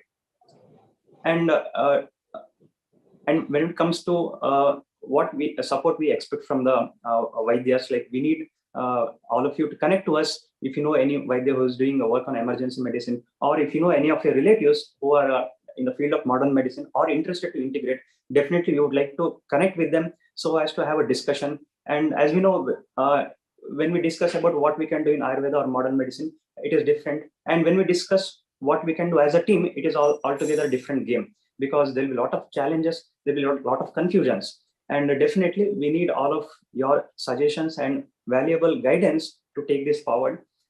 We need a moral support to take this forward. Thank you. And Bintu, can you please share the screenshot of the contribution that Srijit sir has made? Oh, that's already shared. I mean, that's okay. Just as why we want to, I wanted to project this is Dr. Akhil is our team member, emergency team member. We receive donations through either through Google Pay, or we have a separate account, or we have made a trust for this ICU Yatra. Definitely, and again, I would like to convey, it is not only the support in terms of finance we require, but also the moral support and other facilities to facilitate this yatra is very important. Thank you. Thank you, one and all. There's a lot of very fantastic, encouraging comments. One Dr. Kishan Gupta ji has mentioned about joining this revolution. That's a very big word. That's the right kind of word. It's a revolution in that sense of it. So I'm very glad that we are catching up, more are joining us, and let us have this Hamari Yatra Desh Ka Abhiman. So let us take it with a sense of pride, because only when there is passion, there is strength and there is vitality. It's very, very refreshing to see this. And I think, okay, Dr. Ashwath, you are using the, okay.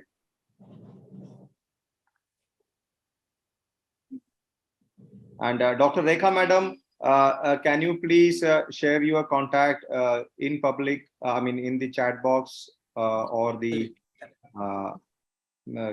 so that we all like-minded people are able to work as best we can, And Vaidya Rishi, you can text me the exact requirement in Delhi, the challenge you face for a gathering of 200 people hall between 3 to 8 o'clock in the evening, so that somebody who is very resourceful in Delhi, I can simply forward and make sure that we just get into action. It would be a shame that a venue is not available when people are available. So let us finish off in a good manner for that anyway. Yes, I'll share that. Yeah, absolutely. I'll simply forward that. If you can keep the contact numbers of yourself or anyone on the group, or at least 2 standby numbers, so I can just see that it's between, because the specifications of requirements only you would know, instead of I conveying, and if something is getting lost, God forbid, in between. Let us. I'm glad that you voiced it today, so that let us get into action. And Dr. Ashwath would anyway be preparing for the August 20th. Of course, all of you are there in that. Actually, I would suggest, why don't all of you come and do the webinar from here on 20th of August, if you have the time or the possibility. Let us see how it goes. Yes, done. Yeah. Okay. So is that video coming? No, it is a bit held up. No, this is a technical challenge to that, to the video. It was not coming. Okay. No, I did not see. Maybe it's my problem. I don't know. Is it problem on my side? I don't know how it's sharing. It is sharing. I try now again. Yeah. Sound is open. Yeah. Maybe. Yeah. But at my side, the sound is not happening. I don't know if anyone can else hear. Dr. Anju, I don't know if anyone from Sitaram is able to hear. No, sir, not able to hear.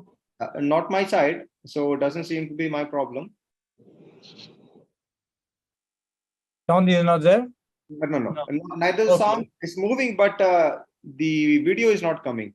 That's it. Okay. We will work on it and come back. Yeah, again. absolutely. We have a 20th of August anyway, so plenty of things will happen. But anyway, kindly accept a huge applause and congratulations and thankfulness from the entire Sitaram team. I'm sure Karma Yogis, Ayurvedic Karma Yogis like Dr. Amaran sir is more than excited and happy about this. This much the youngsters. Ramaran sir started something nobody started more than 30 years ago. So we have a lot of, we look up to him as a role model. Sir, if his doctor sir is here, Raman sir is with us. Yes, sir. Very wonderful, very wonderful. I hear you. Sir, I am very sure seeing small kids like us doing whatever we're doing, you will feel some comfort that there are some people following you seriously. Thank you, sir. Please, sir, few words to the entire team because you are the only Ayurvedic institution who has promoted Ayur emergency team like anything. No institution has been able to do the way this platform has done. So I think they deserve few words from you. Srijit, Dr. Srijit, it is our job. This type of the youngsters we can promote. Yes, sir. Then only we can, our system, what is our capacity? Yes, sir. Very unfortunate. You know that today Dr. Jayakrishnan class, Yeah. how much knowledge he knows that. Yes, sir. So within a classical experience, he has shared within a 1 hour. Yeah. This type of knowledge we don't know. Yeah. So this knowledge we are spread all over the world, not in India. Yeah. What is the future of health? It is our service. We have done good job. Thank you for the invite these 2 members, 3 members here. Really happy, sir. Thank you very much. We full support whatever you want. We have done all the support from Sitaram side. Thank you. Yes, sir. Thank you. So to all of you, we are getting into the Q&A now. Dr. Vivek Chadha has a guidance-seeking question from Sir Jayakrishnan sir. 8 years old girl with that. Sir, in case if you feel like also reading parallelly in your Q&A box, I'm reading for you. Of course, I'm there all the time. ANA positive, RA confirmed, swelling knee and ankle. Age is 8. Kilogram 26 weight, body weight, and 2017 she got first time arthritis, so 6 years. Ankle left and subtler treated by injecting steroid.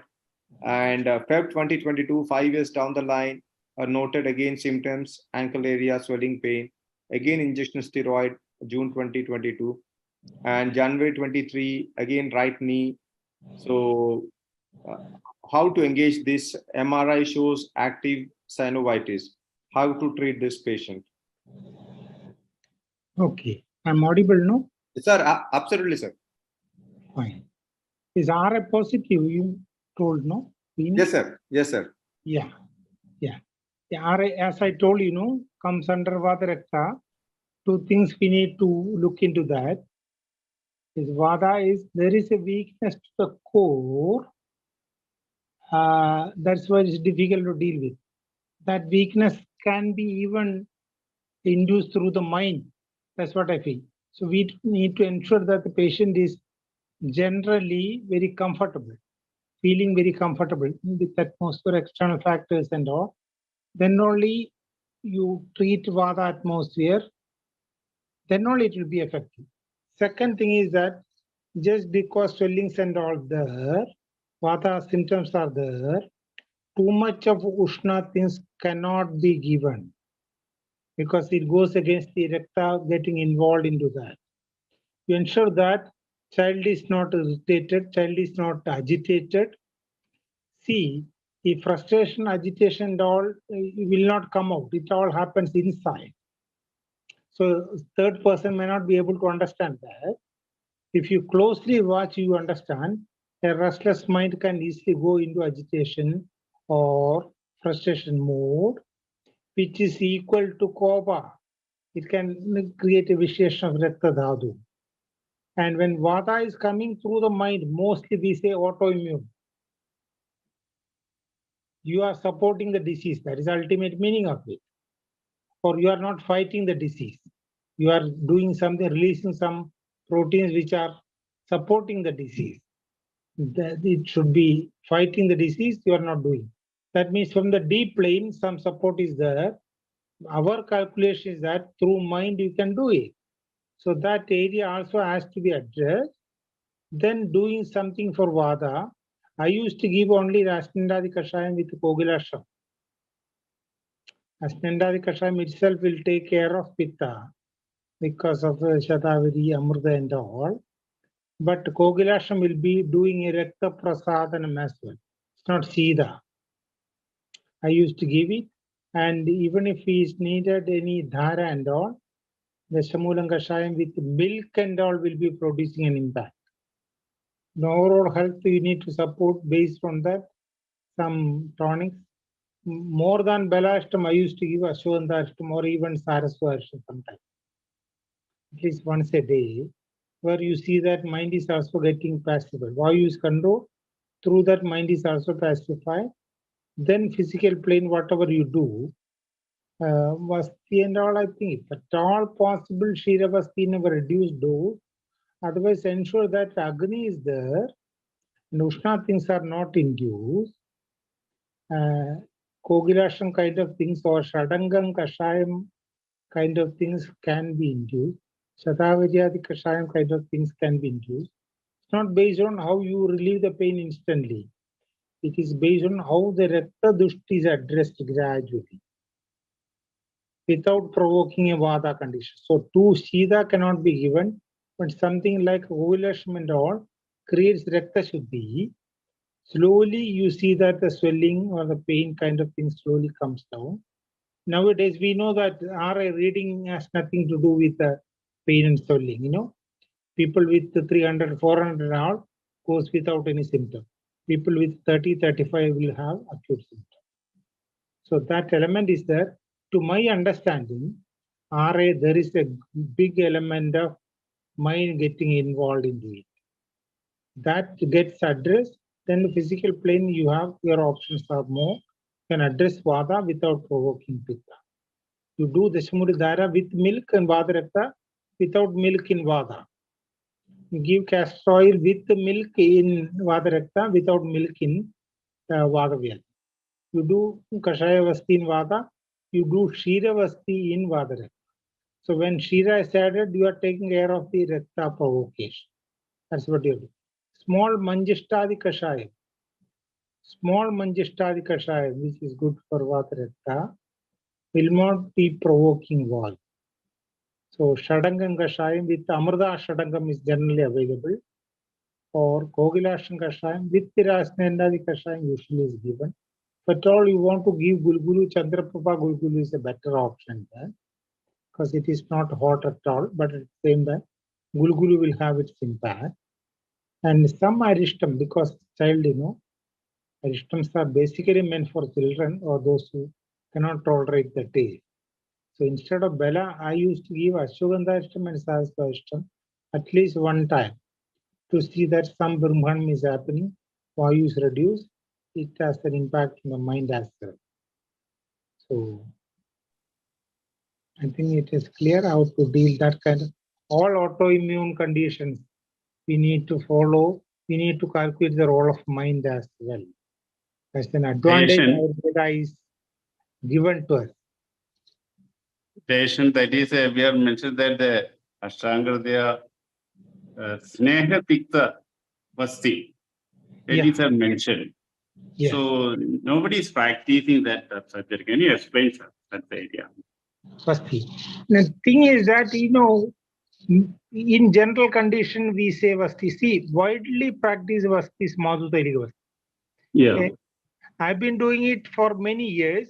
Of late, last 5-6 years, I do only Shira Vasti just because I'm practicing in Chennai.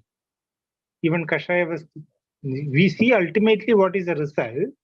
Because of the climate, Shira Vasti is producing good result, even Vatavyadhi.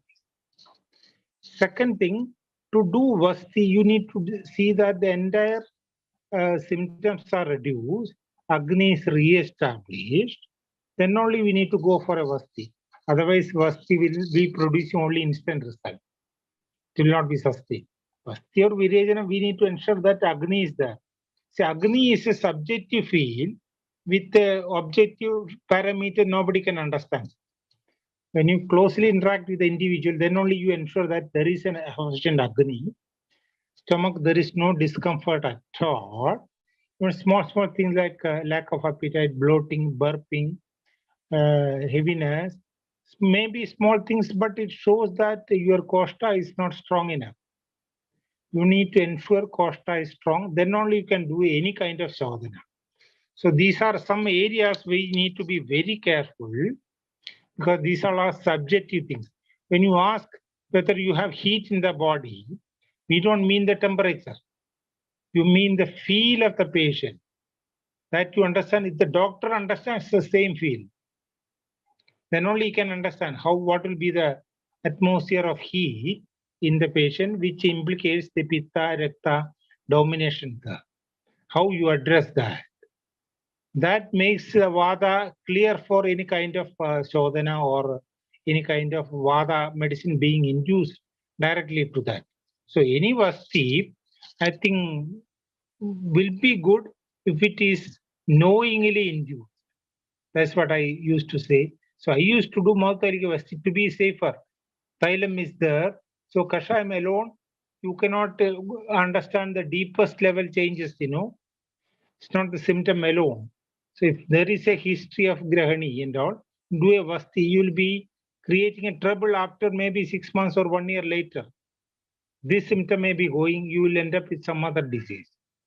Then we don't understand that it is because of the Vasti you have given, where Agni was not corrected, Kostam was weak. Without knowing that, we did it only for Vata. So I always used to say, background disease is more important than what is projected outside. Vatavyadhi is the projected disease. Background, there are diseases which even Ayurvedic people do not believe. Pandu and all people think it is just anemia. It's not like that. It's a big disease where there is continuous weak dhatu status. So any shodhana you are doing that, you are increasing the dhatu weakness, supporting the Vatavyadhi. So Vasti is not blunt.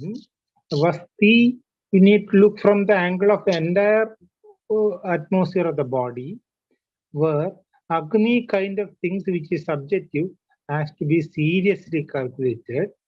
Better to go for Samana Chikitsa.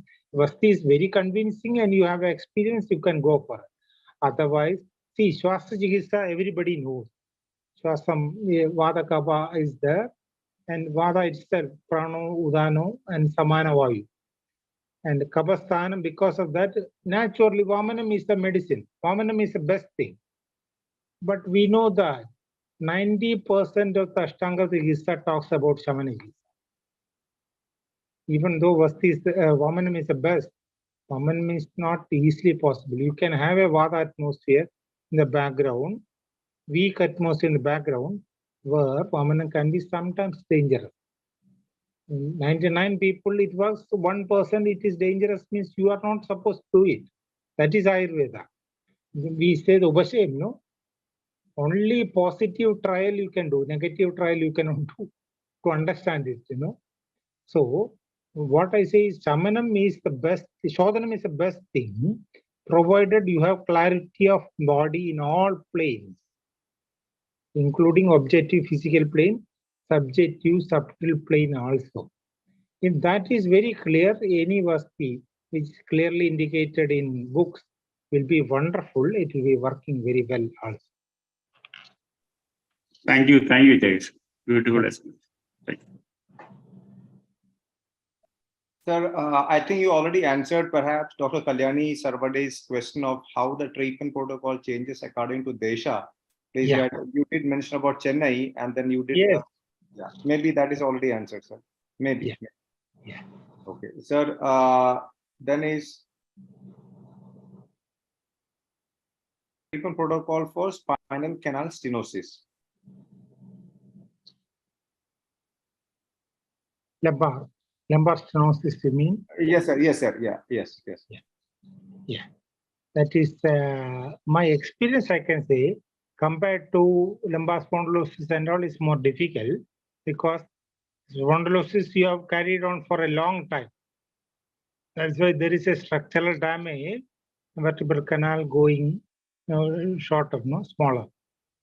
So structure is damaged. That is a meaning. So, but basic treatment will be safe. Whichever is comfortable to him, you need to give it. You ensure that costa annulomanum is continuously created. Even with a mrudu shodhanam, you need to create it. And compared to any other Snehasweda procedure, I think Shastika Pindasvedam is showing much result. But after doing Snehasweda in a different way, either Pilchil or Patra Podla Svedam for a few days, then after 1 week or 10 days, you switch over to Shastika Pindasvedam, which is done minimum of 7 days. You ensure that the bones asti is also getting stronger. Then, of course, Vasti, which does Brumhana, Snehavasti and Shiravasti is having a good impact on that because it also can induce strength to the bone. Bones are being degenerated. So a lot of heating is not very good for stenosis also. Stenosis is the result of the degeneration of the bone remaining there for a longer period of time. You have been adjusting with the disease carrying on for a long time, then only stenosis resulted.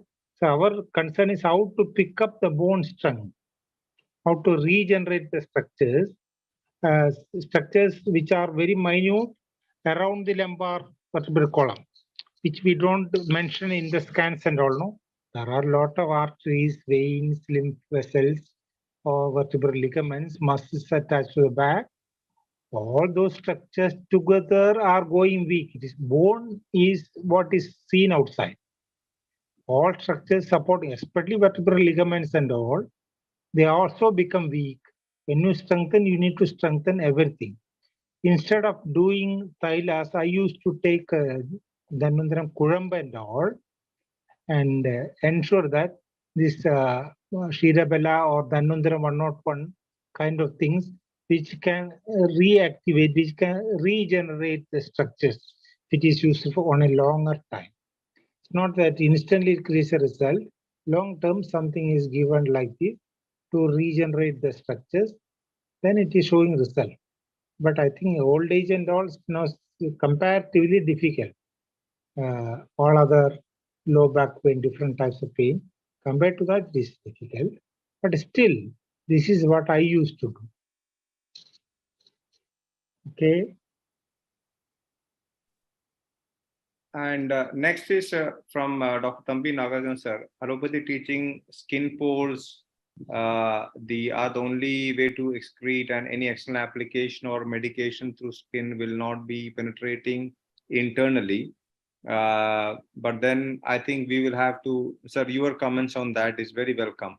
How much would you agree that they say it's only to excrete it out and nothing to get inside? That I think even I told you in the beginning itself, when you have back pain or neck pain, a Pakka Ayurvedic treatment will be the whole skin. Yeah. Because that is the most porous part. Tugendriya is a Vatasthanam.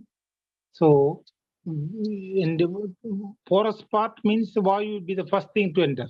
So, always there is a presence of Vayu in the skin. And same Vayu creates the dryness, extra dryness deep to the body. So our way is to ensure that the skin is made snigdha through Abhyanga and all. That's why we say Abhyanga Majire Nityam. Yeah. Every day you are supposed to do it. Second thing, that, basically I was an anatomy teacher. That's why I say, nothing goes straight to the brain. You have a barrier. Whatever you induce, or even on the head, nothing is entering in the brain. Strongest bones, skull bones are the strongest, very strong. So nothing will be entering the brain barrier, skull bones. But you know that according to neurology, dendrites can absorb the nutrient materials. And their skin is filled up with dendrites.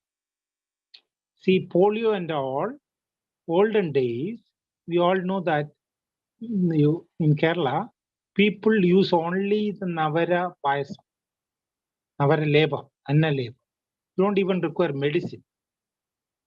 People at the age of 1 year, 2 years, Navara payasam for 1 week, they start running. Olden days. Because the Navara can directly be absorbed by the nerve ending, dendrite. The nerves are getting nourished and you get the result. So skin is also a route of cleansing. You can do it. In homeo and all, we say once the disease will be increased, then it will disappear. We also can do it. I've seen directly by Moose Mush is no more now. He was a very experienced teacher, doctor, physician, and very spiritual person. He was there in Coimbatore. Even Kottakkal, he was there as a teacher. So he used to give Snehapanam in acute inflamed skin condition. Grida. So when Grida is given in acute stage, we don't dare to give it. He expects that skin is further inflamed. Skin inflammation is increased with the ghee. But after 4-5 days, when you stop it, and it will go down. When it goes down to zero, completely healed. But first 4-5 days, you must understand that you are increasing the disease. Inflammation is increased. And then when it goes down to zero level. It is there, even through Ayurveda. He used to say that I am following the Sususa line. You can provoke doshas and then you can heal it. Then it's almost like through the skin, you are excreting doshas. Then you can heal down. Then it is completely taken out. There is nothing extra inside the body. So, but the work you are doing knowingly, that is possible because through skin can induce things. See, many skin diseases, you know that it is not in the superficial level. Pitta, Vata, Sores and all comes from the deep level. Even then, when you give a bath in Araguda bark or neem water or many things, Nalpamara water, it has impact along with what you are doing internally that is working well. So through skin, you can induce things. You can extricate also things through the skin. Skin is actually a root because it is dominant with void. There is openings in the skin. You can induce, you can take out. Yes, sir. The very fact that they are using in allopathy the morphine patches, which give an impact in about an hour or 2, even 3, I think that should be self-explanatory, even if there is an allopathic doctor who is utilizing it. And the effect remains for about in cancer patients 3 or 4 days, and the next patch is applied.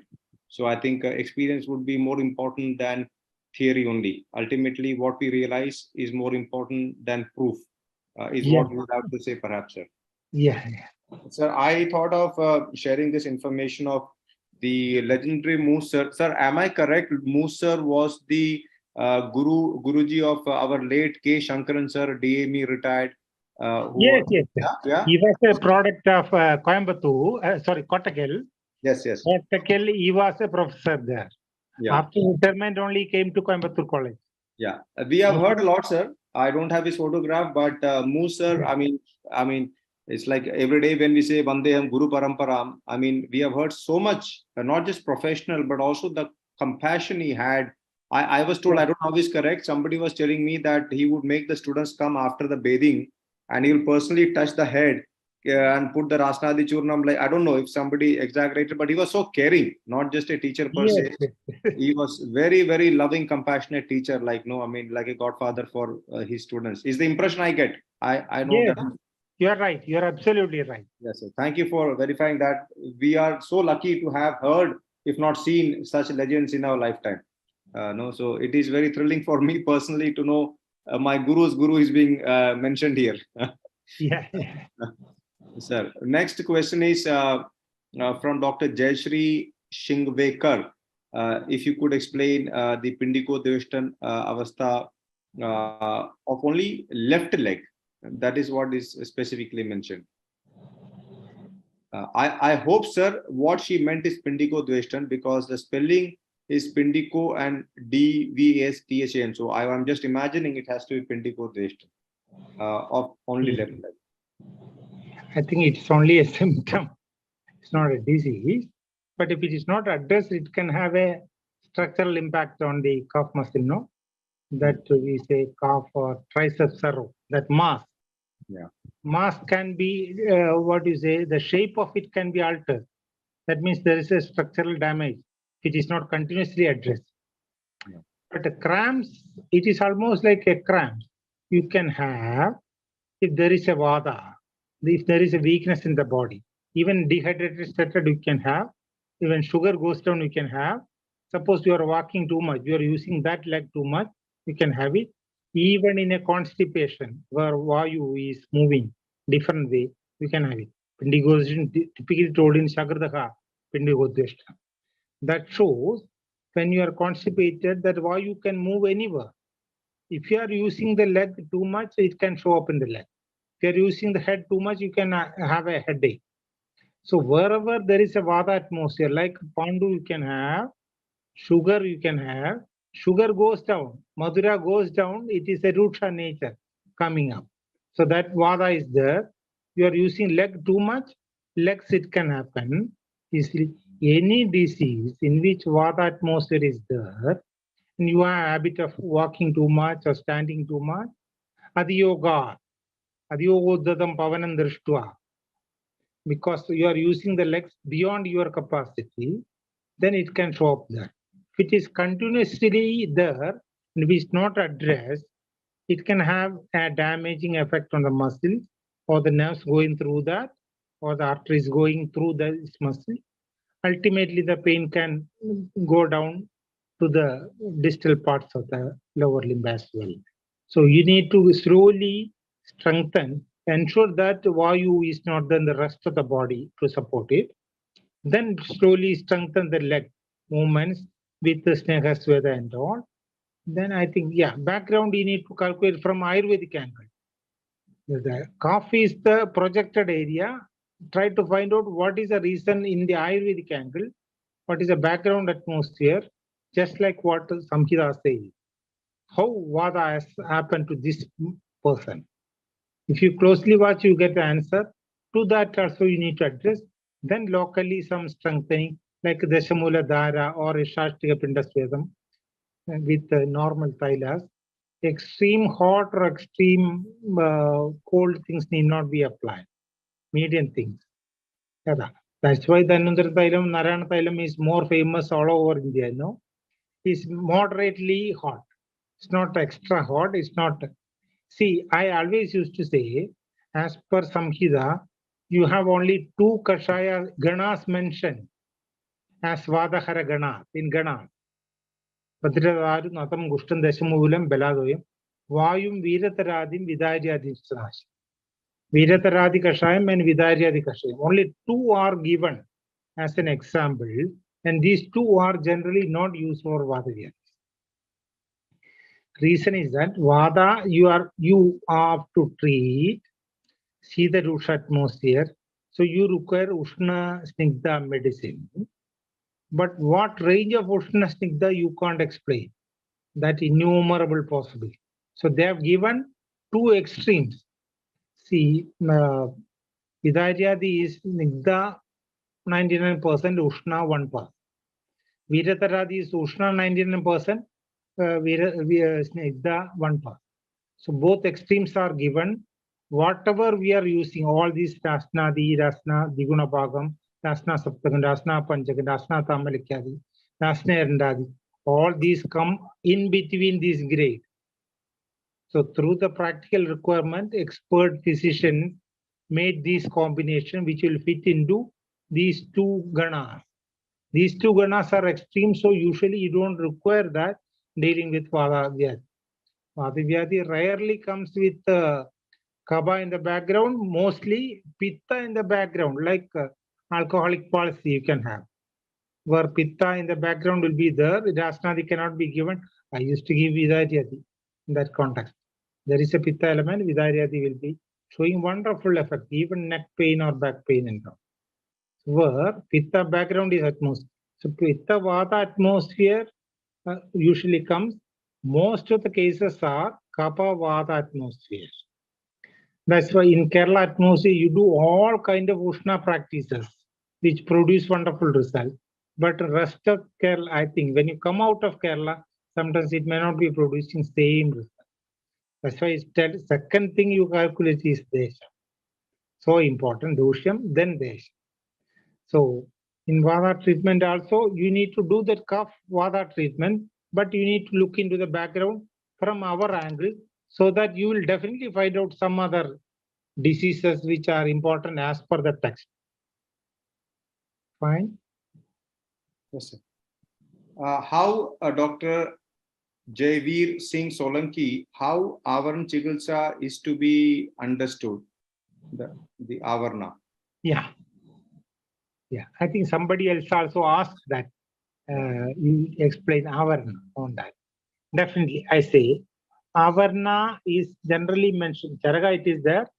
Ashtangaram as a part of Vada Rekta, Avarna is mentioned. The word meaning of Avarna, just for understanding, word meaning is not important. Implied meaning, Bhavartham is more important in Shastra. Word meaning is Avarno Margarota. Anything which can block the passage of doshas. We call it as Avarna. Passage of doshas are initiated by Vayu. Kavam Pangu, Pittam Pangu, Pangu Malga, Vayu Nayatranjan. So Vayu is moving, even Kaba and Pitta. So the movement of Vayu is blocked by anything, you can say Avarna. So specifically, it is happening in Vadarakta. Vayu Pravrudo Vurdena Raktena Avarita Pati. So Rakta Dushti is there. Rakta is blocking the movement of Vayu. Especially in joints, Vayu movement is more important. So where the Vayu movement is blocked, then you get accumulation, swelling, inflammation, degeneration, and all. And Vayu, you cannot use the Ushna thing because the Rakta is blocked. So typical Avarna happens in Vata Rakta. That's why along with Vata Rakta, Avarna is mentioned. Second thing is that what is being covered? See, Vayu is getting blocked. So Vata symptom may not be projected. Sometimes Rakta or Pitta symptom may be projected. Sometimes Vata Riktam is projected. What is blocking may not be projected. So you can easily go into confusion. That's why Avarnam is specifically mentioned. Not only in Vata Rakta, even in Kasa. I used to say Kasa there is Avarnam. Prano Hyudanugata Pradishta. So, Udana Vayu, you know that it is moving just up and down. Prana Vayu, you know that Prano Atra Murdagaha. It is trying to move upward, only upward. Udana can move upwards and downwards in that.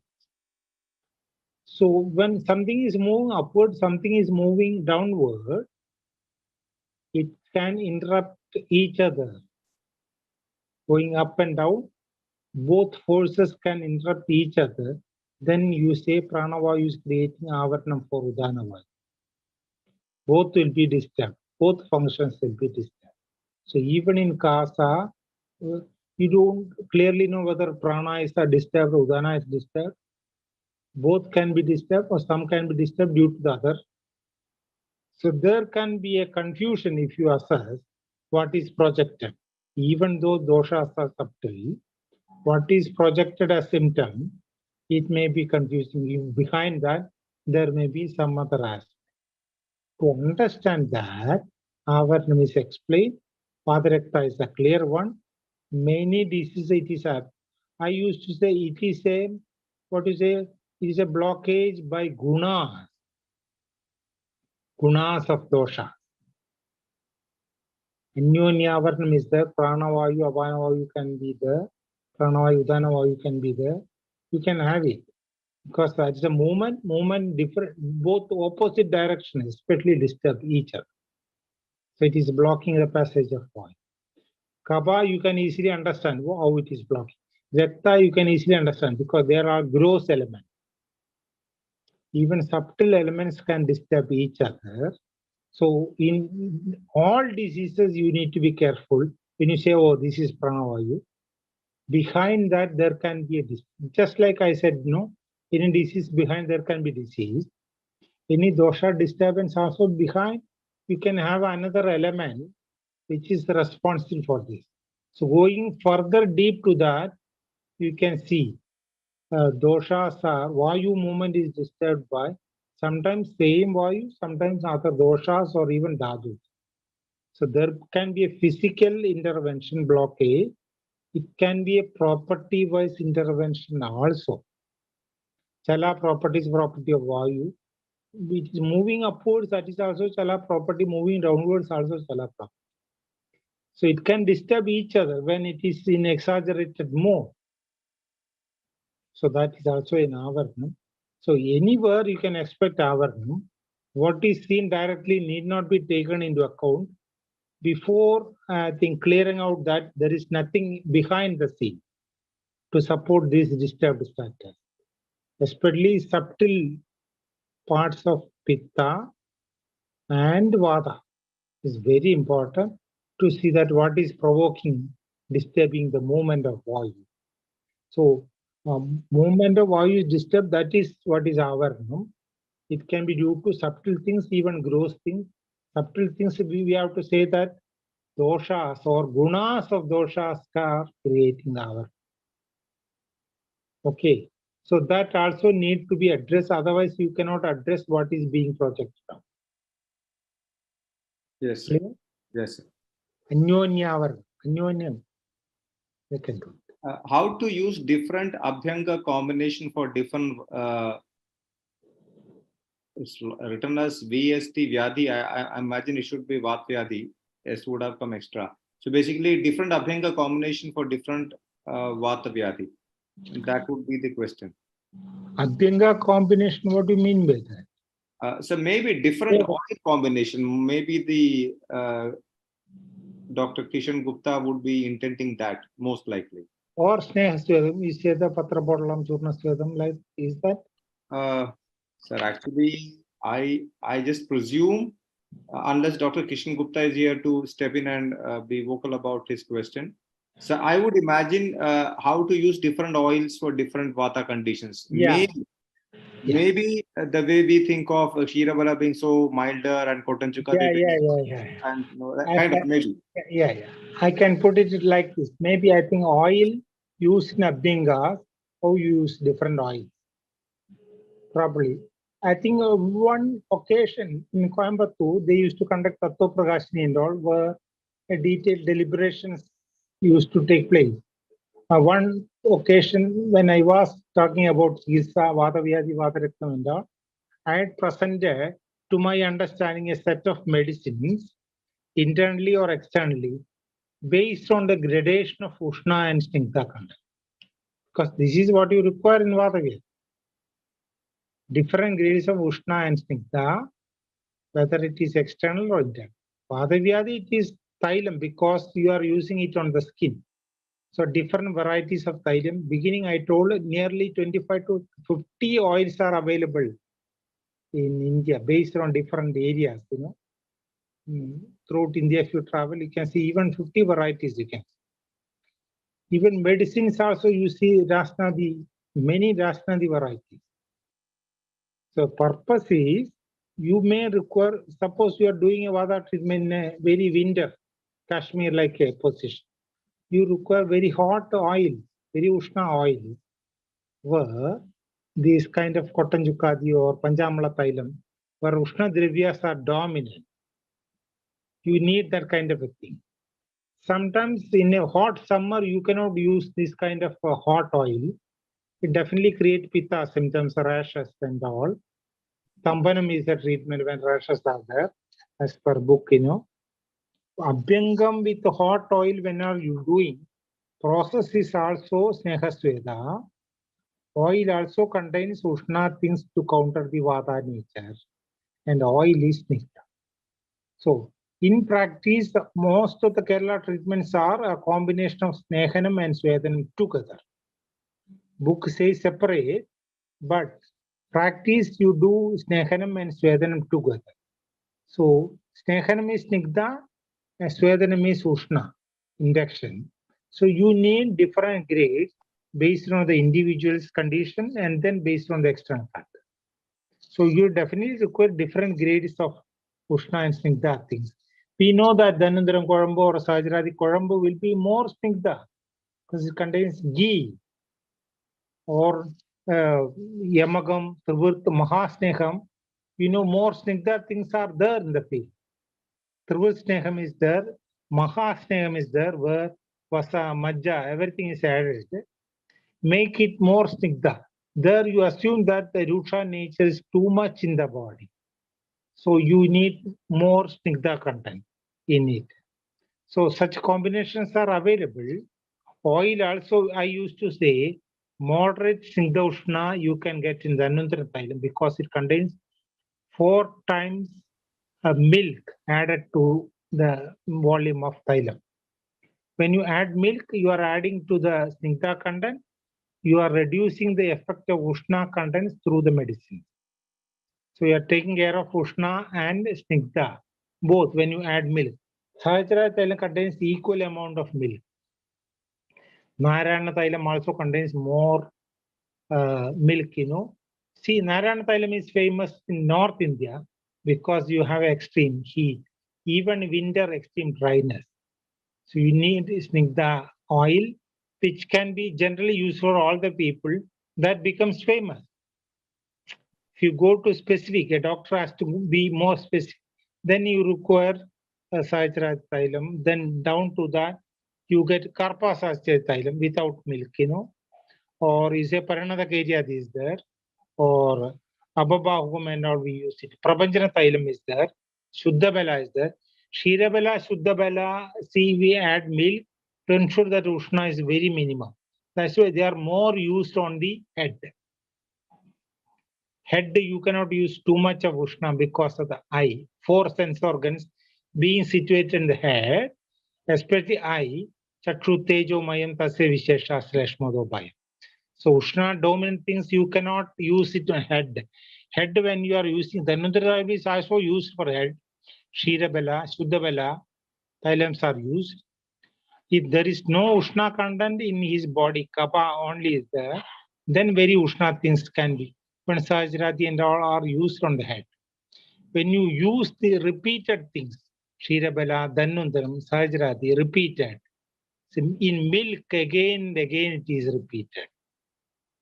Then it can be used internally, it can be used on the head, and it will not be inducing too much of heat. So generally we use Dhanvantaram Thailam, Prabhanjana Thailam, Sahajrati Thailam, Shira Bela, you can say. Then I don't use all Thailas in Chennai just because it is Chennai.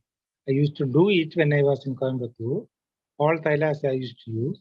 Narayana Thailam I used to equate Narayana Thailam with Dhanvantari Thailam. Similar in gradation. So nowadays you get Panchamala Thailam widely used, and Paranada Kejadi is there.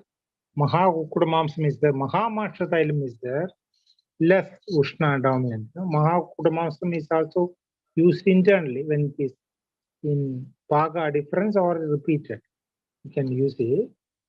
This kind Jasna Dikashan, you get Jasna a big among that Ushna, most Ushna thing. Or Maharasna you say, Jasna Diguna Bhagam you say, and then you get Jasna Erandadi where the Ushnam is adjusted. Jasna Tamalakyadi is there towards South Kerala. Jasna Tamalakyadi is widely for Vatavyadhi. Jasna Erandadi is there. Jasna Saptagam, Jasna Panchagam, because Jasna content is too much, very Ushna. Sandhikata Vadam is purely Vata Kabha in the initial stage. Jasna Saptagam is widely used. Ashtavargam is there.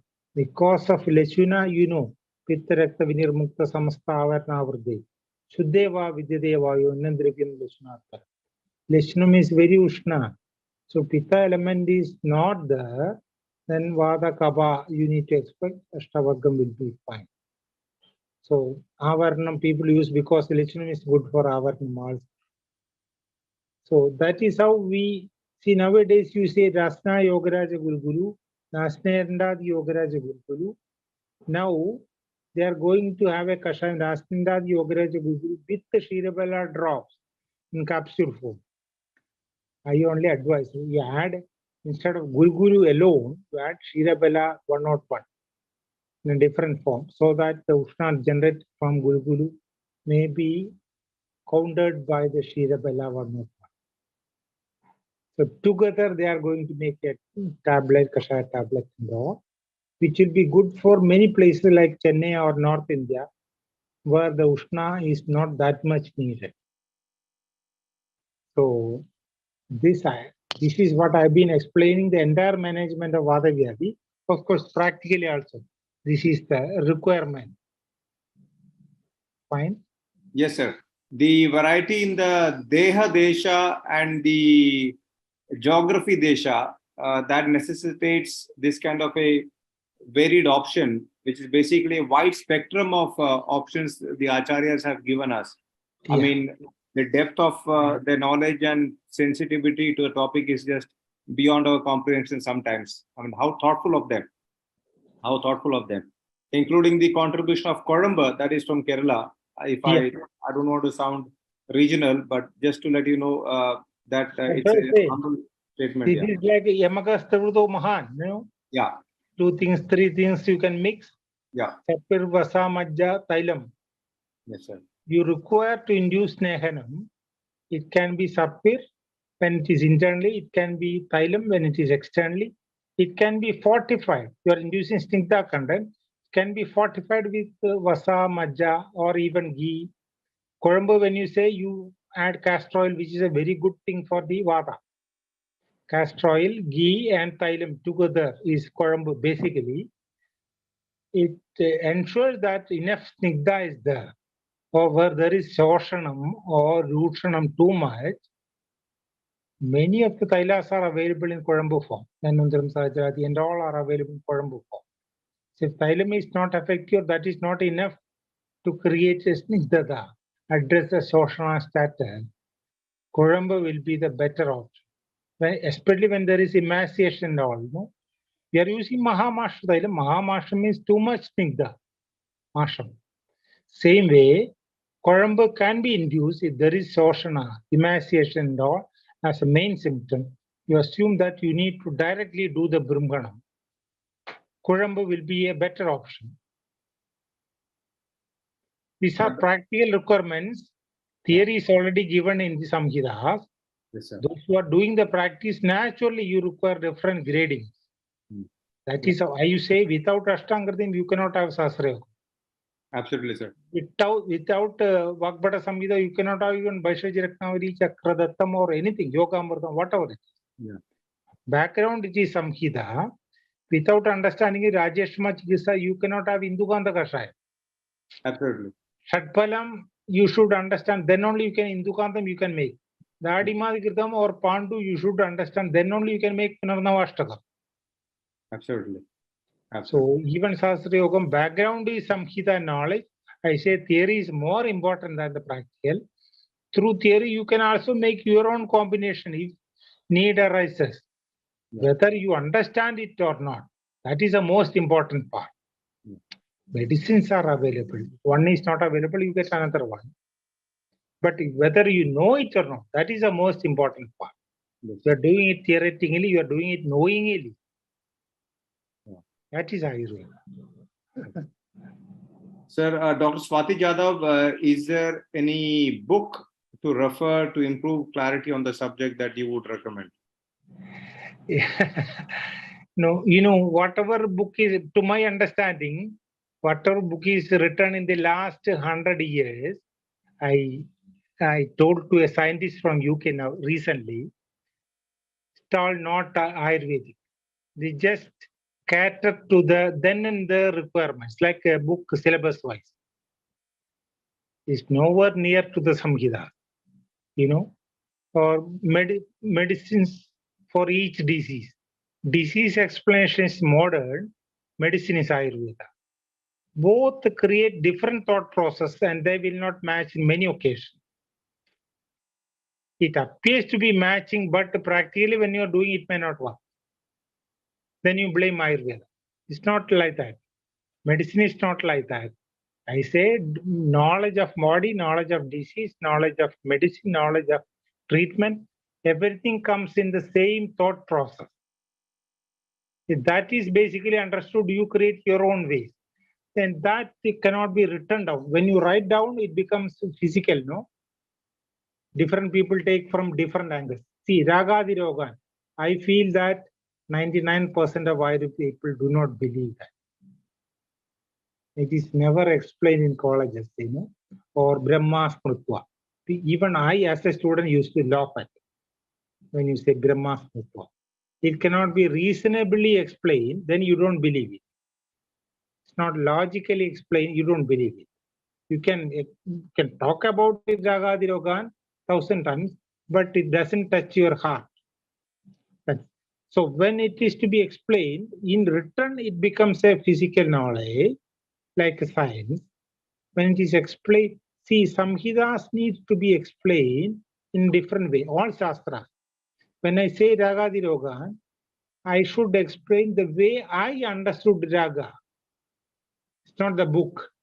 The way Raga becomes the root cause for disease, the way I understood, I have to explain. Naturally, all Samhitas, its explanations, become more important.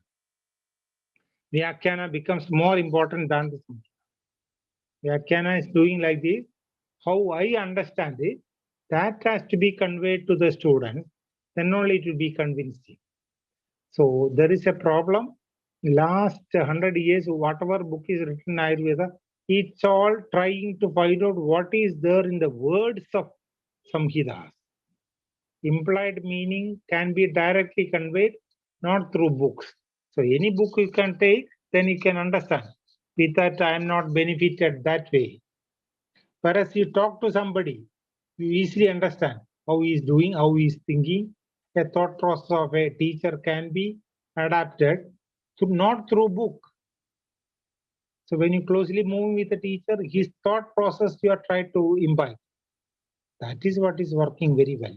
So books, I think this way, I used to say Panchakarma or even case taking is written in Ayurvedic way through that Manakoda Kesam Vaidya's Panchakarma book. In Pakka Ayurvedic way, you see what is seen in the body, what oil is used, 24 hours spiritual is done, 36 hours spiritual is done in tetanus case, acute case and all. After 36 hours, people get up and move out. So there he explains the disease in Ayurvedic way. Symptoms are explained in Ayurvedic way. So that method was there. Now we explain things from the modern way. Case taking, physical examination, MRI and all. Based on that, when you select a medicine, where is the connection? So our thing is a little more deeper. So a physical writing may not be doing the service to that. Same thing heard from the mouth of a person, you will be more convinced. Shruti, Smruti, Piranana, Shruti, heard through the ears, will be closer to the mind. Shabdam, Agasham, Shruti, through the ear, it will be deeply going to the individual. Okay. Yes, sir. Dr. Somasundaran Perumal, kindly clarify IBS, is it at physical, mental or spiritual plane? I thought I'll put up this question because Ragadi Rogan has been put across by you now. Yeah. And the treatment modality may be suggested. Dr. Somasundaram Perumal, physical, mental or spiritual plane for IBS? Yes, yes. Irritable bowel syndrome nowadays is very common and you don't have a direct medicine for that. That word itself indicates that if you are irritated, your bowel movements will be more. Now, I think most of you will be understanding that irritation comes from the mind, and restlessness, irritability comes through the mind, and it can provoke Vata movement. Vata movement in the costum is very important. Costa is dominant with the Vayu. Vata nature, dried nature, intestine is weak. that extra movement can be provoked through the mind. So irritable bowel, mostly mind is also involved. That's what I say, Vata can come through the mind also, where medicine will not be working. So people try Ayurveda, allopathy, it will not work. And you cannot give lots of medicines because, Koshtam is weak, Agni is weak. Even medicines will not be digested. You need to give minimum medicine and strengthen intestine. And mind also, you need to say, how disturbing is the irritable status? What is the normal status of mind? As I told you earlier, normal status of mind, everybody is comfortable with themselves. That's why in sleep, you are comfortable. Sleep, everybody is comfortable with your own mind. When you get up, why your mind is disturbing? So normally mind is not disturbed. You are creating a disturbance to the mind. You are creating thoughts which are going in a wrong way, negative way. So that thought process become your character and it is disturbing you to feel restless with that. So that thought process has to be corrected.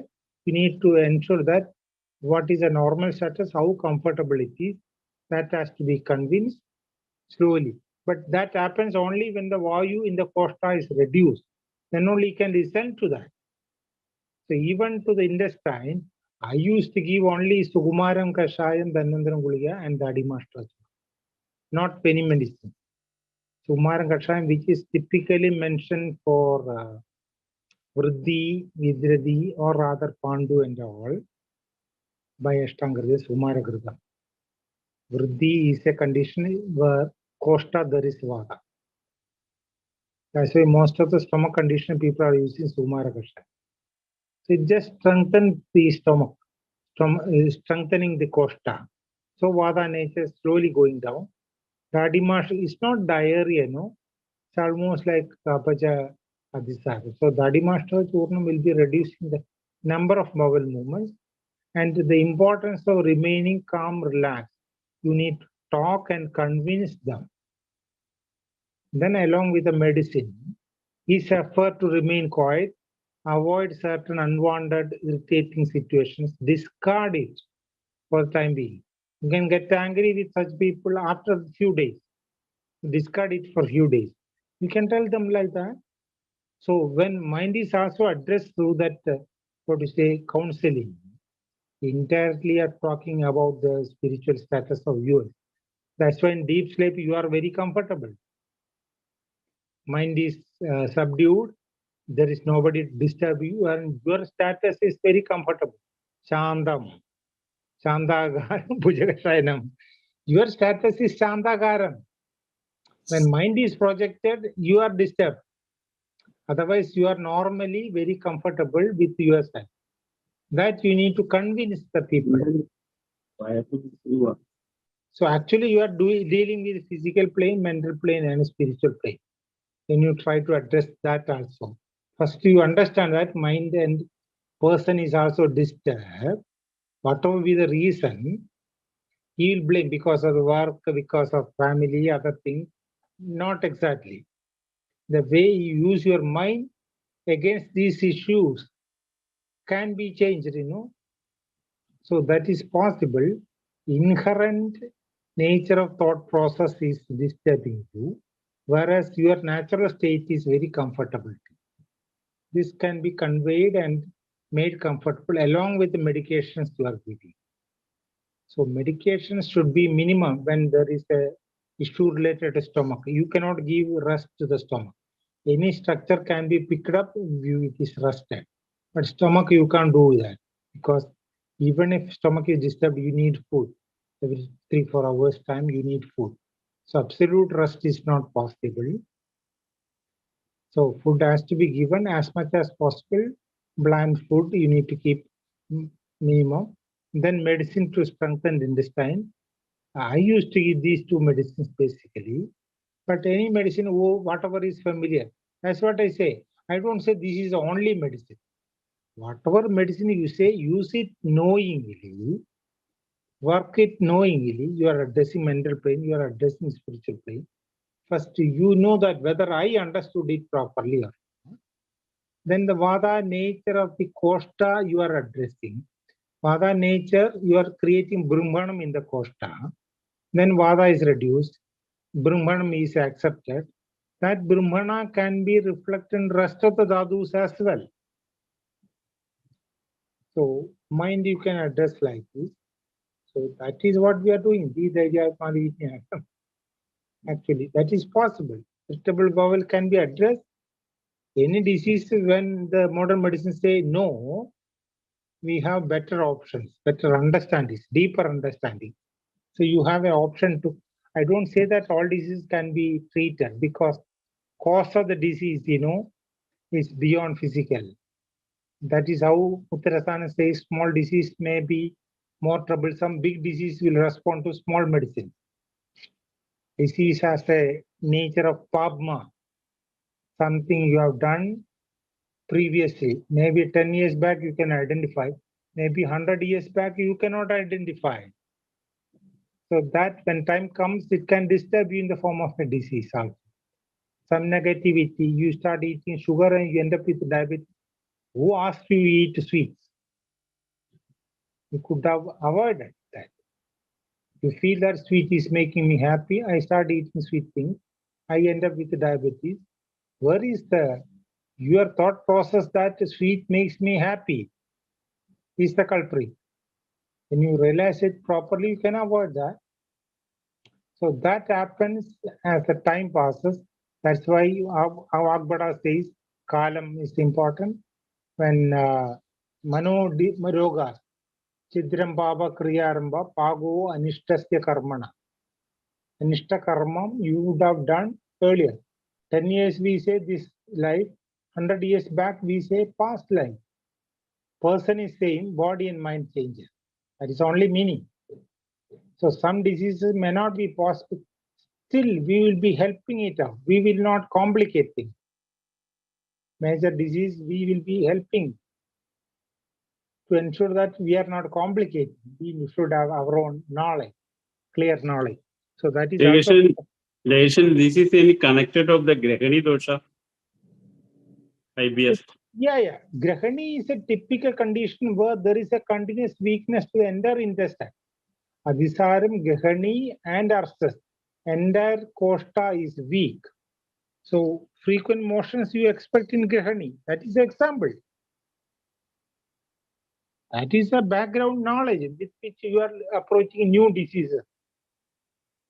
IBS need not be mentioned. It can be a condition in which intestine is continuously weak. So IBS is Ashtamaharoga. Naturally, background is like that. It can end up with even mental conditions. I have seen people with that. If irritability is not addressed, he can go into many other depressed conditions. Possible. Even Arthas also, many mental diseases I have treated had a history of Arthas. Same thing I'm telling. You are continuously creating Vayu through the koshta. Vayu can go anywhere, even to the mind. You can go to prana Vayu, then mind will be easily disturbed. See, you must understand, as per Vagbada, main symptom of Arthas is not bleeding or pain, constipation.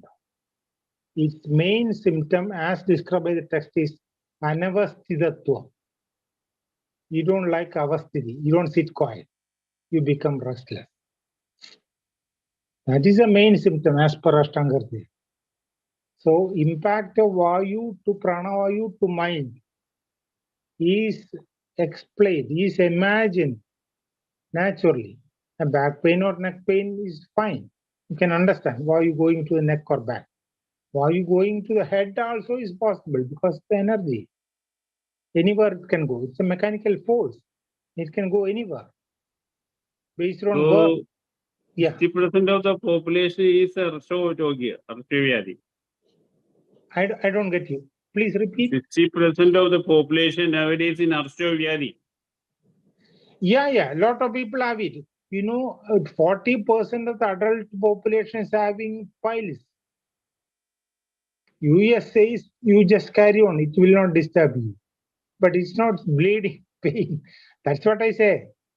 And 99% of people are restless in the world also. This is Kali Yuga. Nobody is happy with whatever you get. That is also there. My guru is Tirunavai Moose. Yeah. He is always treating the piles of Shovigara. Yeah. His main product is Dusparshagadi and Chiruvelladi. Yeah. After 14 days, the treatment, 80% of cases of a fantastic result also. It is my experience. Definitely, it will come down. See, another important thing I will tell you, generally Aristam is not good for long-term use. Because Aristam is Santana Vargam, Amla, Nature, Madhya Vargam, you cannot use for long-term. Oh, it's not a main medicine, it's a medicine for weak people, children and all. Instant result, taste, other things. But two Aristas are, famous physicians say, two Arista you can use for a long time. One is Draksha Arista. Because of Draksha being Madhura Vipagam. Amla Rasa Madhura Vipagam, Draksha you can use long term. So ingredients may not provoke pitta, you know. Second Arista is Abhayaristam. It can be used for a long term. Because piles will not so easily disappear. A long-standing nature, Dirghakala Anubandhitam, because Vata nature in the piles is important, not the pile mass. So you need to use Abhyastam and all as a routine. Anything to see that Vayu is going down. So that's why Abhyastam can be used in a long term. You don't require any symptom to use it. You ensure that Vayu is moving down. Which is a requirement in all diseases. Piles specifically, that is your requirement.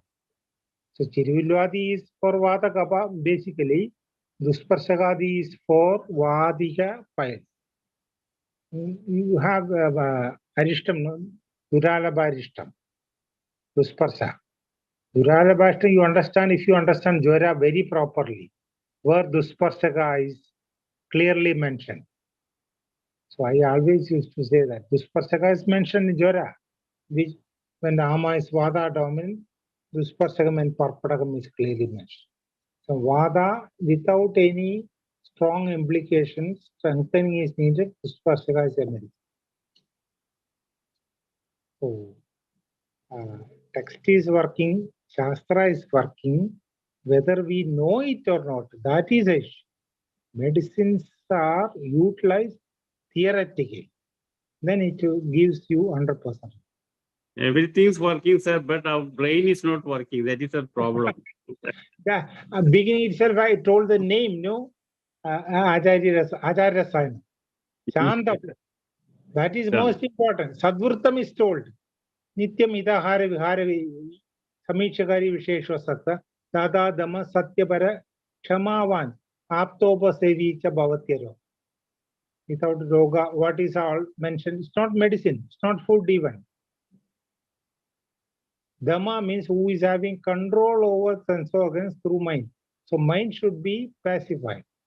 A relaxed, comfortable mind, ensure that you know everything. It's not Ayurveda. We say idam punyatamam shastram. Through Ayurveda, you can go to any other spiritual area. To any level you can entrance because this gives an entrance. That's why you call it as Ayurveda. Anywhere you can entrance. Mental diseases are very clearly told. Dashavida Pabas are told in this sutras, you know. So somebody who is interested in your own well-being, not disease. Whether I am comfortable, I am happy, I am contented, I am satisfied. Some people, this will be a major issue. Job, doctor, medical professional, that's all secondary. Am I comfortable with myself? That may be a bigger question. Such people, Ayurveda is a solution. That's what I say. Understanding of Ayurveda will be a great solution to that. Through Ayurveda, you can enter any knowledge system that prevail in India, including Vedas. That's what I say. Fine. Any other questions? I think it goes on no without any end. Sir, actually, it is so illuminating and enlightening the fact that you have dismantled Arsha's from bleeding and constipation to anavasthatam, that itself is a big lesson for all of us to rethink the lack of restfulness, which is so common in many people. And Udavarta is such a common entity which we owe to our legendary Padma Bhushan, Vaidya Bhushan Raghav sir. Yeah. And now, Dr. Avanand sir has mentioned about his Guruji, Musar, about the Dusparshakadi and Chiruladi being so favorite. So it's a good reminder for us, Roga Sarve Api Mandi Agnau idea. Whatever maybe we would get into any disease, because as we see, there's always a marriage between East and West philosophy or medicine, but we can't forget the fact that we have some core concepts which are undeniably strong and relevant, and Agni being one of them. And a good Agni is not possible without a proper Anlomana. And also the very fact that the so-called Indian style toilet going to the Western style is already not contributing to a very good Anlomana, which all of us are aware. Of course, there are methods to get the squatting in a different way, nevertheless. So given this big social reality, you are commenting on the Anavasthita aspect is just fantastic. In fact, sir, the greatness of your Q&A guidance session is that you are offering more than what we even imagine from a certain question. So I am so thankful for those respected doctors like Dr. Somasundaram at this specific question, who are putting up such brain stimulating questions that gives the best of your experience, streamlined and brought to us. So very thankful to you, of course, and of course to those who are putting up the question. So Dr. Dashmi Varshne suggesting requesting a suggestion for treating frozen shoulder. Okay. Frozen shoulder, definitely Abhabahugam. Yes, sir. Vada in Amsa Mula Sthido Vada. Frozen shoulder is known to everybody. Our concern is that particular individual, why Vada is provoked. It can be different diseases. See, diabetes, easily it can be there. Even in Gulma kind of things, IBS kind of things, it can be there. For those who are using the shoulder too much, particular shoulder too much, in actions like, hand being used too much, or weightlifting can be too much, shoulder is involved. Such people, when there is a Vata atmosphere, rest of the body, there are a lot of tendons passing over the joint, there are blood vessels, there are the arteries, veins, lymphatic nerve endings, which are the most important part. Then you have the capsule, synovial membrane, synovial fluid coming up, lot of things which are not seen in any X-ray and all. Everything gets dried up because of Vata nature in the body, over usage of the shoulder, everything gets dried up. So our way is how to induce that snigdha content to the shoulder. Your route is through stomach. You need to ensure that stomach is comfortable. Then through the skin. Usually we do this, I think, Patra Podla Swedam or even Churna Pinda Swedam, we do it. But rest of the calculations are same as other Vatavyadhis, which Thailam will be fit into this individual based on his own atmosphere, external factors. Karpasasthya is typical because upper part is Kapha dominant. So Vatavyadhi is there. You need Ardhidam also Karpasasthya is widely used. That's a general understanding, Ardhida Akshepaka Vada. Generally, that is how it can be explained. No other option for Vagbada. Upper part you have Kapha and you get a Vata Vyadhi. So Vata Kapha you can address, lot of Ushna you can use. Such oils can be typically given. Doesn't mean that you need to use that alone.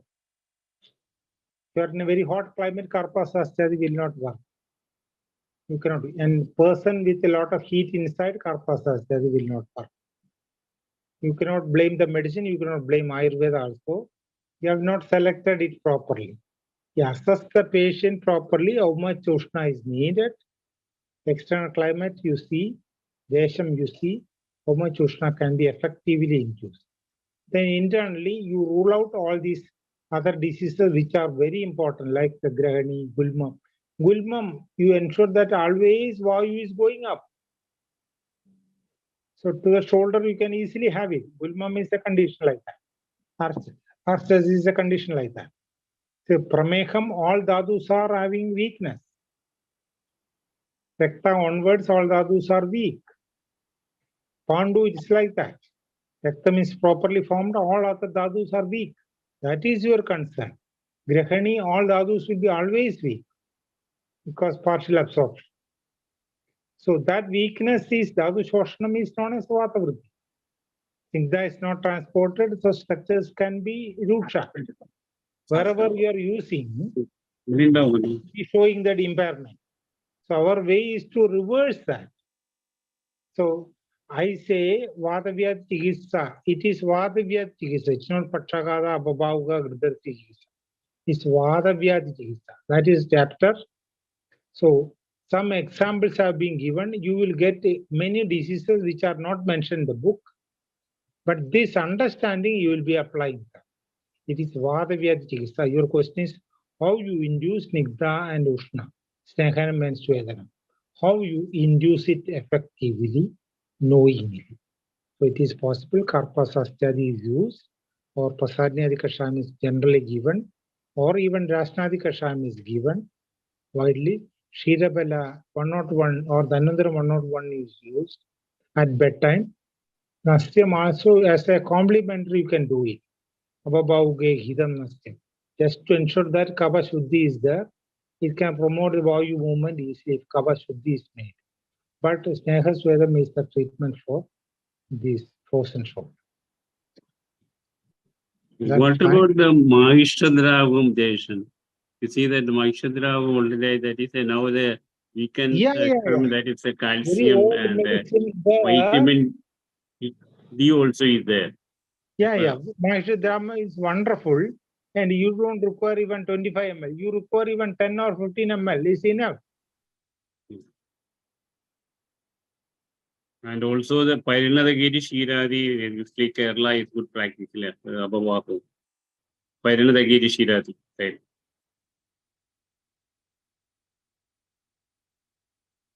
Like Mamsa Kiri, we do know, even in Shashtriya Pinda Sedam, the mutton is added. Mamsa Kiri, you can do it. Directly, you are inducing Brahmanam.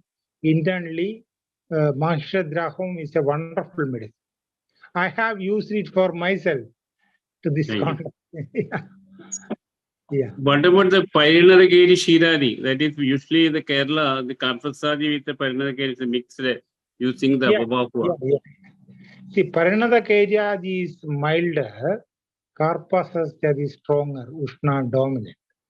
So to reduce the Ushna nature of that, Parinadagiri or some other oils are generally added.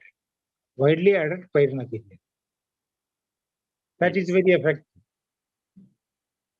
See, I tell you one of my earlier experiences, one of my teachers, school teachers, very closely known, was taking a treatment from this same frozen shoulder, taking treatment from Vaidyamada. This Vasudevan Nambudiri's father he was very close to my house. So, and after some time, it has not disappeared. They have given all the medicines and all. I just came out, I just joined Coimbatore College that time.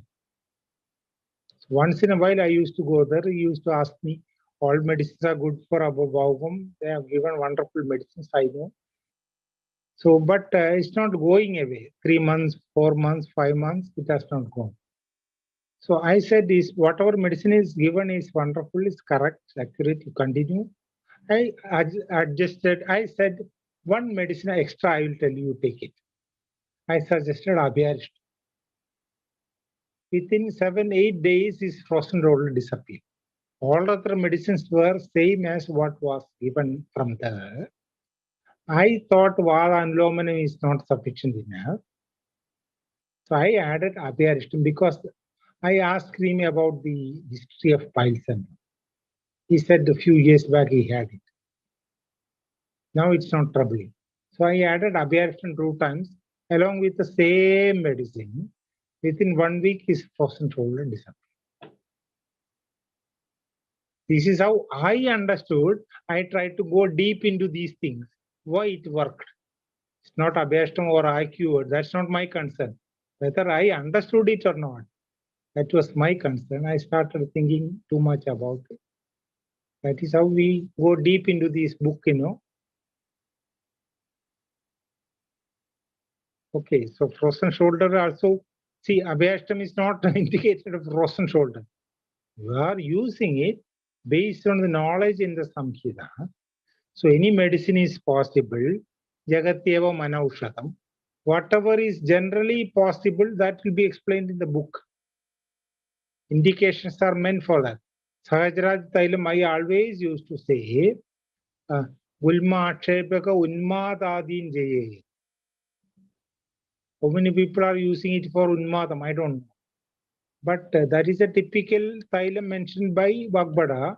It should indicate Vada in the Koshta, Vada in the Dhadus, Vada in the mind. Madhyama Rogamarga, beyond that is mind. When a typical Taila is mentioned, you have to indicate for all Vatavyadhis, all roots. Gulmam is in the Koshta, Akshavam is in the Madhyama Rogamarga, beyond that Vatavyadhi, Vada in the mind. Unmado Vatavyadhi Vishesha, as per Charaka. So to that also it has to be indicated. No other option for Samhita. Doesn't mean that Sahajara Tailam used for Unmad. Typically, if all other conditions are clear, Sahajara Tailam will be fit. All other conditions, you need to make it clear. That's why Kevalam Nirvastamba Madho. Nirvastambam you need to create. Pitta, Kaba background, other diseases, you need to clear out to ensure that there is Vada alone, then direct Sneha as well. Otherwise, that background also you need to treat along with that. That's it. Book is very clear. Book's options, you cannot have all the requirements based on that. All medicines explained in the book. Then it is very simple. So typical model medicines will be explained in the book based on theories. And based on your requirement, you make variations. That is how Sasrogam Bhaishya Raknavali and all have come up.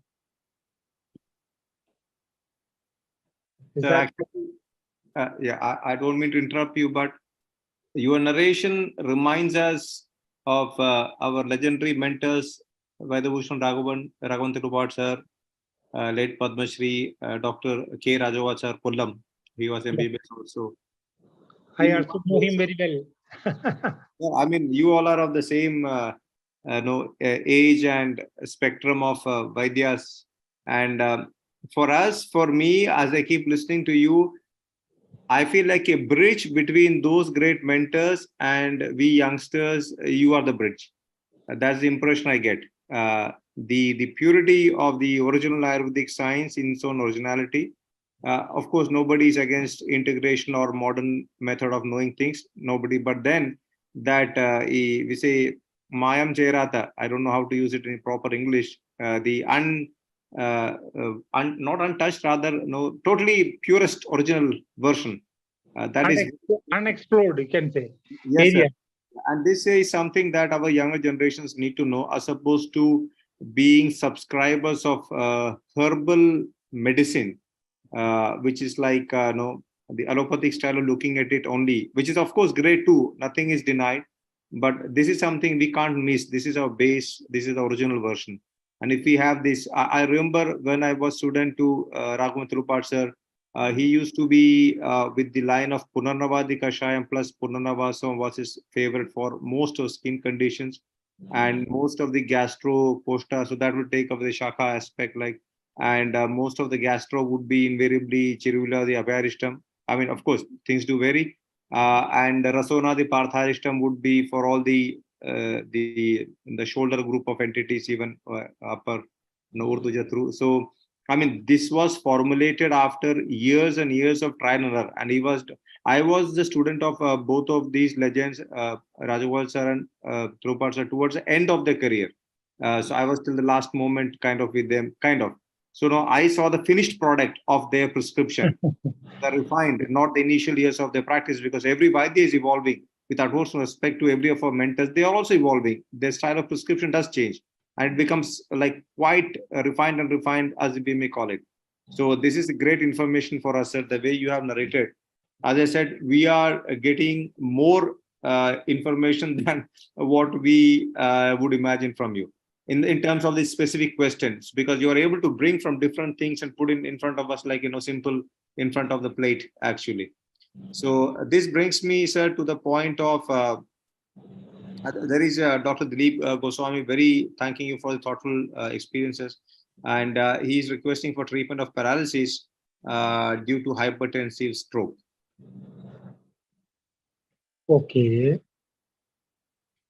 So, yeah, most of the strokes nowadays, this is what I exactly wanted to say. It can be embolism, it can be fat embolism, or even hemorrhage or infarction. We try to make medicine which is fit for what you say, that clothes, and rather what Rudraksha is effective for dissolving the clot. Ayurvedic people are making. That is not our concern. That has already happened. Brain, there is a weakness created, maybe a shrinking of vessel, maybe a blockage of vessel, maybe a hemorrhage. One part of the brain is suffering from a lack of blood supply. Subsequently, the nerve conduction to the opposite part of the body is affected. Your concern is, this is Pakshaghata, I know. Vayu throughout the body is responsible as per our books, Sarvankam. So Vata nature throughout the body is needed, like a condition like a diabetes. Okay, or even Jwara. You can say if Jwara is continue, meningitis and all brain fever can end up with a stroke, you know that. So there is an atmosphere in the body which creates Ruksha nature, slowly imparting Ruksha nature.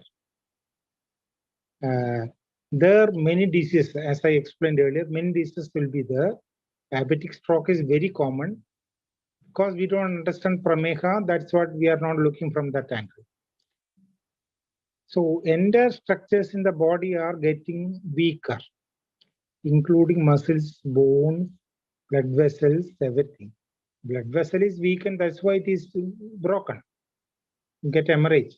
It becomes very tender, then one point it breaks. And pressure, blood pressure, everybody knows. I attended a class by a doctor from Mumbai few years back. He's an allopathy doctor. He was a main doctor of Bombay main hospital. He used to say there is no blood pressure actually. Something else is wrong in the body. As a symptom, pressure is going up. And as per science, it can be related to heart, lungs, brain, liver, kidney. But you don't have a medicine based on these segregation. So he says blood pressure is a symptom. So for BP, what you do? The result of BP is that you expect a stroke. Stroke is a Vatavyadhi, means there should be a Vata increased atmosphere before that. That is BP. That you need to find out, as I explained, it can be different possibilities. Just by giving Abhyarishtam, I have reduced BP. I have demonstrated to my students when I was a teacher in Coimbatore. Challenged and given Abhyarishtam for 5 days. Then again, BP was read, it had come down. So that is possible. We are looking at what is the reason for the Vata aggravated atmosphere in the body. Then typical Snehaswaya. And through Kosta only medicines are addressed. So Agni has to be supported. Usually we give the Gandharvasadi Kashayam is otherwise known as Pati Kashayam. During Panchakarma, you need only Gandharvasadi Kashayam. That was understanding in old Kerala physicians, which is good for Agni Deepanam and Vadantam. This is what you require when you do Snehasveda. Snehasveda, naturally you have to see what is fit for him, which oil is good. Overall condition has to be assessed. Background disease has to be addressed. Then you do Snehasveda. During that, you ensure that Vada and Lomanam is created very well. So whatever you do on the skin, doshas are traveling from Koshta Shagasti Marmani. So when you do it on the skin, Shaga, same doshas have no other option but to travel back to the Koshta. So it flows back to the Koshta, Samanya Samprapti says. If you reduce the Vayu in the Koshta, that force is reduced, it can flow. What is flowing back is Visheta Snigdha related to Kaba and Pitta. That is what creates trouble to Vayu. So it can flow back to Koshta, from where you can do digested out, Pajanam, or you can do Vasti or Sodhan, whatever is possible. So Snehasvedam has to be induced. Mrudu Shodhanam, some people give castor oil in small dose daily, Gandharvastadi castor oil and all. Castor oil processed in Gandharvastadi, Kashayam. Or even Nimbamradi castor oil. If Pitta is too much, we give Nimbamradi castor oil. Or Sneham, you can use many things. Strong Virajana is not good because it further weakens. So castor oil is the best thing. Or if needed, even Kalyana Gulam and all can be here. Kalyana Gulam, Deshamularity, kind of things can create Vada and Lomanam and a temporary Shuddhi in the Koshta. Station, what about the Kalyanakshara?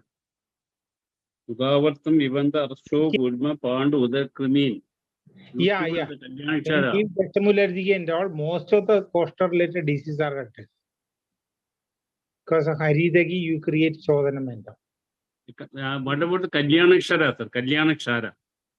Kalyanakaksharam, Trigadu Triburu Sreshta, Indurishkara Chitrakam, Jarjara Mutratram, Andar Dubam Vibhaj. Mutratram. Without ghee, Shara cannot be used. Sharam is Tishnam and Ushnam. Shara, Agni, everything. Along with ghee, only ghee. Nowadays, some people say Abhyarisha, mixed with Abhyarisha, they are recommended. Yeah. Sharam, you need to be careful. Continuously using Pumstobagadatvam. Sharam is a strong thing.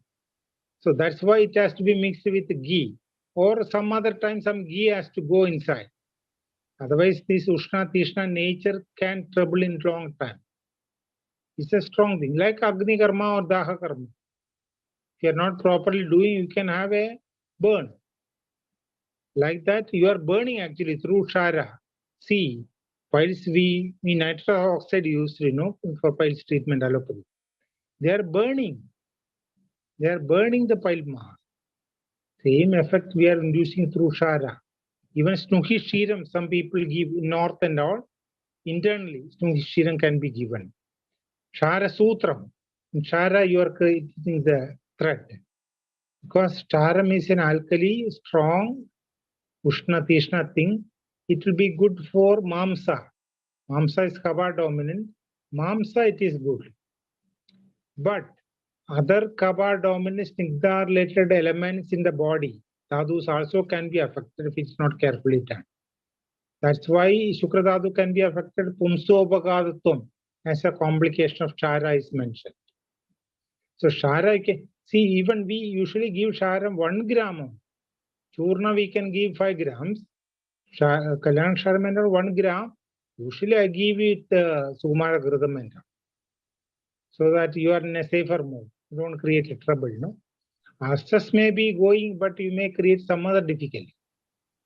If you don't calculate this atmosphere, or Dadimadi Gridam, some other time you need to give. Along with that, when you induce Sharam, it will be fine. See, the overall picture, if you understand, you induce it carefully. That's all. That is possible. But what I say is, in Patchagata and all, our concern is not what has happened in the brain.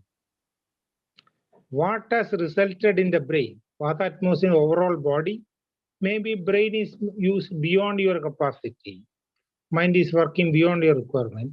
That's why blood vessel in the brain is breaking. Otherwise, a blood vessel in the leg can break, you don't say it's major. Brain you may be using due to various reasons, various external atmosphere, there can be an extra pressure in the brain. So that compared to rest of the body, that is a weaker area. So blood vessels, capillaries in the brain is breaking. That means capillaries in the whole body is tender. Only brain is breaking. So supporting structures, muscles, blood, everything in the rest of the body will be feeble. That's what we say Sarvanga Vadam is there. For that, examples are diseases like Pandu, Gulmam, Arthur, Sadsaram, Grani, Prameham, and all. There are examples. Can have a new disease like a COVID, new disease. You can have it. Need not be confined to this. See, Charaka says only 8 diseases. Doesn't mean that we treat only 8. We treat innumerable diseases. So it is possible. So Patchagatam also is Vata treatment. Your concerns are same. You do things basically on the Tuk, then on Pakvashya. Complementary to that, you can do Shirodhara and all. Because 4 sense organs are in the head. So that is prominent with Vata. With Vata, only sense organs, Indriyas are working. So there, Vayu to reduce, you need to do it Shirodhara, Shirovasti, whatever. Not because it is in the brain. It's not hemorrhage.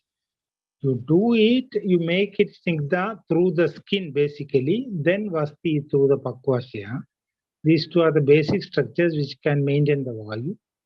Then complementary to that, you can do Shirodhara, Shirovasti, whatever it is. Then I think internal medicine also has to be carefully selected. To Vata, there is a medicine, 1 or 2 medicine. To the background, there should be 1 or 2 medicine. Then only the Vata medicines will be effective. This is what I have learned from my experience. You do bluntly Panchakarma and all, sometimes Patchagatam, no change will be there. That is it. We need to create change. That happens when you are doing it knowingly. That's it. That knowledge is about the theory of Ayurveda. This is what I wanted to convey. I think I have conveyed it well. I think it has gone to the people very well, as Dr. Srijit told. Sir, it is extremely great to have these perspectives because, as much understand, barring few Ayurvedic colleges, barring very few, these kind of no, because the modern knowledge is a burden. It should be complementary, but the modern subjects, books become a block, a burden to teaching.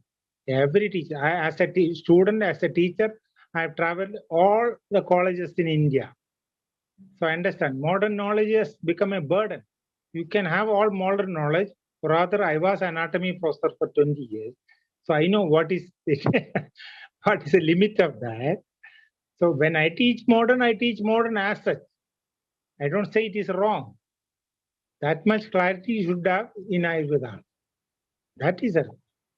I have had a very fantastic revelations from Vaidabhushan Raghavantrubat sir. I remember a situation, somebody was calling over the phone about dry cough, and that fellow was post-marriage, newly married, etc. And sir very simply said Narasimham Rasayanam. Instead of the, so it was so evident, the ojas and such connections, So these kind of very original thoughts are so refreshing to know, because typically a so-called allopathic style of looking at, nothing against allopathy, dry cough may not go to Narasimha Rasayanam per se, and given the circumstance of that newly married fellow, actually. So, I mean, we were so lucky to see this kind of, original thought processes from even our Amanaparamba Maheshwar Namburipad sir, Vashajigilsa. I mean, the legends, sir, legends. I mean, the kind of originality they have given is just amazing. It's just amazing. And how even semi-psychiatric or semi-psychological conditions, our Shankaran sir would opt for Abhyarishtam, and then Mano Vikaran Vividan. I would say Thirumpad sir, Actually, Manovikaram, Vividhan, would just cut off that simple area. So I think if we don't lose this base, it will be great. I'm so happy that your generation of Vaidyas are maintaining it to be transmitted to our generation. That is definitely something we would carry forward in our capacity to our juniors as best we can. So for us, I'm so thankful to Dr. Arun Lal for connecting us. And he was telling so much raving about you. Dr. Arun Lal was so much raving about you. He's also a fantastic young man, very young, enthusiastic, very role model kind of young boy. I have a lot of affection for him personally and professionally. So we are happy. Sir, actually, sir, the brain may be getting full, but our souls are not getting filled by your narration because there are so many more questions. I have already been a bit impolite by overstepping more time than I should have actually requested you. But if you still allow, because of the greed to learn all of us have, you see, sir, more than 230 people are still hanging on so quickly. Only if you say stop, we stop, sir. We are not stopping from our side. And you have all the authority and freedom to say that you don't want to speak anymore. So if you allow me 2-3 more questions, then no. Answer very frankly, I don't want any Gurta Keda. I don't want any Gurta Dosham from your side for holding you back. It would be impolite and insane, and it's not good for my karma to hold you back. But sir, please feel free when you say, look, I'm done. I don't want to speak any further. And we will so gratefully accept. You feel free to ask, because I was a teacher who enjoyed 100% teaching Ayurveda. Yes, sir. Yeah. I never had any other interest outside the college. I never used to move out of the college. Yeah. I enjoyed that.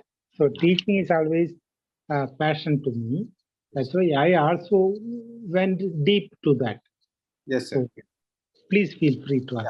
Yeah. So the next question is about muscular dystrophy conditions through Ayurveda with Ayurveda diagnosis. My doctor's name is anonymous, but anyway, that's a very relevant question. Muscular dystrophy, we know that generally, I think it's asadhya, no?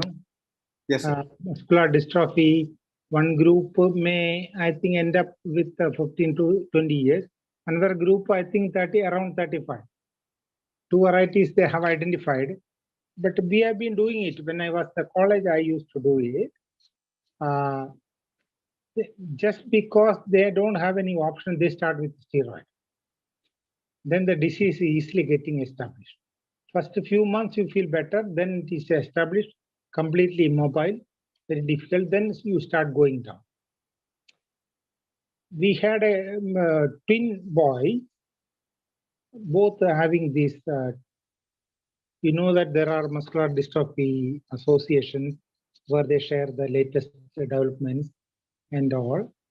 But in spite of that, twins, their parents decided to go for Ayurveda only, no steroid, and they were with me. And I used to do only Navarakiri and Matra. Medicine in general for some other overall picture, no? Even sometimes I used to give Brahma assignment or limited way. But otherwise, generally, based on the overall picture, if he is having cough and other things, any other general condition you can. You are going down, your dadus are going down. From Mamsa onwards, dadus are not formed. Reason may be, as I mentioned earlier, I think, previous life. That's why it is asadhya. But in spite of the disease, you can ensure quality life. So every year I used to deal with these two children, and they are happy with Ayurveda. The more they come to us, they are happy. Going to allopathy doctor, they are afraid actually. Maybe I think the way you approach everything will be different. Children, small. So they used to enjoy our treatment. Navara for 10 days, 3-4 matra vastis.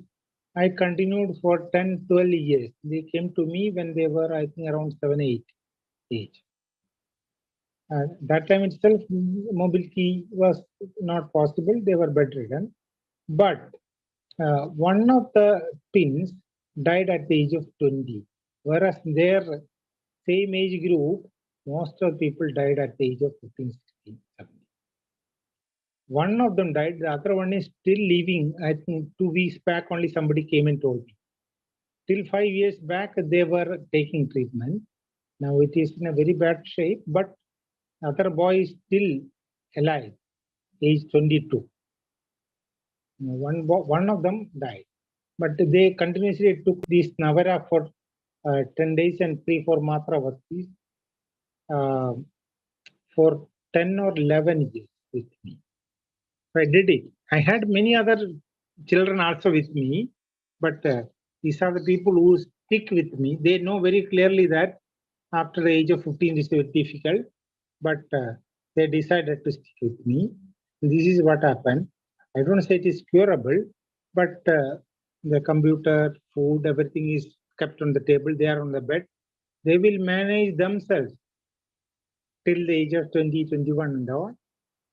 Parents can go for job. They were managing themselves. They were cheerful. In this context, I would like to say one thing. I used to give Matra Vasti and it was very comfortable to them. And another teacher, I don't name the teacher, he came from Hyderabad. He took over when I left the college. These people went there again for the treatment next year. Then the teacher told that Matra Vasti you can do at home. Simple procedure you can do, you don't require a doctor. You do it at home. Then what happened? No, actually it was a shock for that child. Then I understood why Samhita says Vaidya should be there when Vasti is done. You are not doing Vasti, but you should be remaining there. Because it has you are addressing Vayu, it has an impact up to the mind.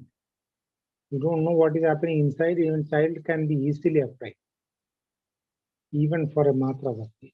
When he said that, he decided thereafter he will not go there.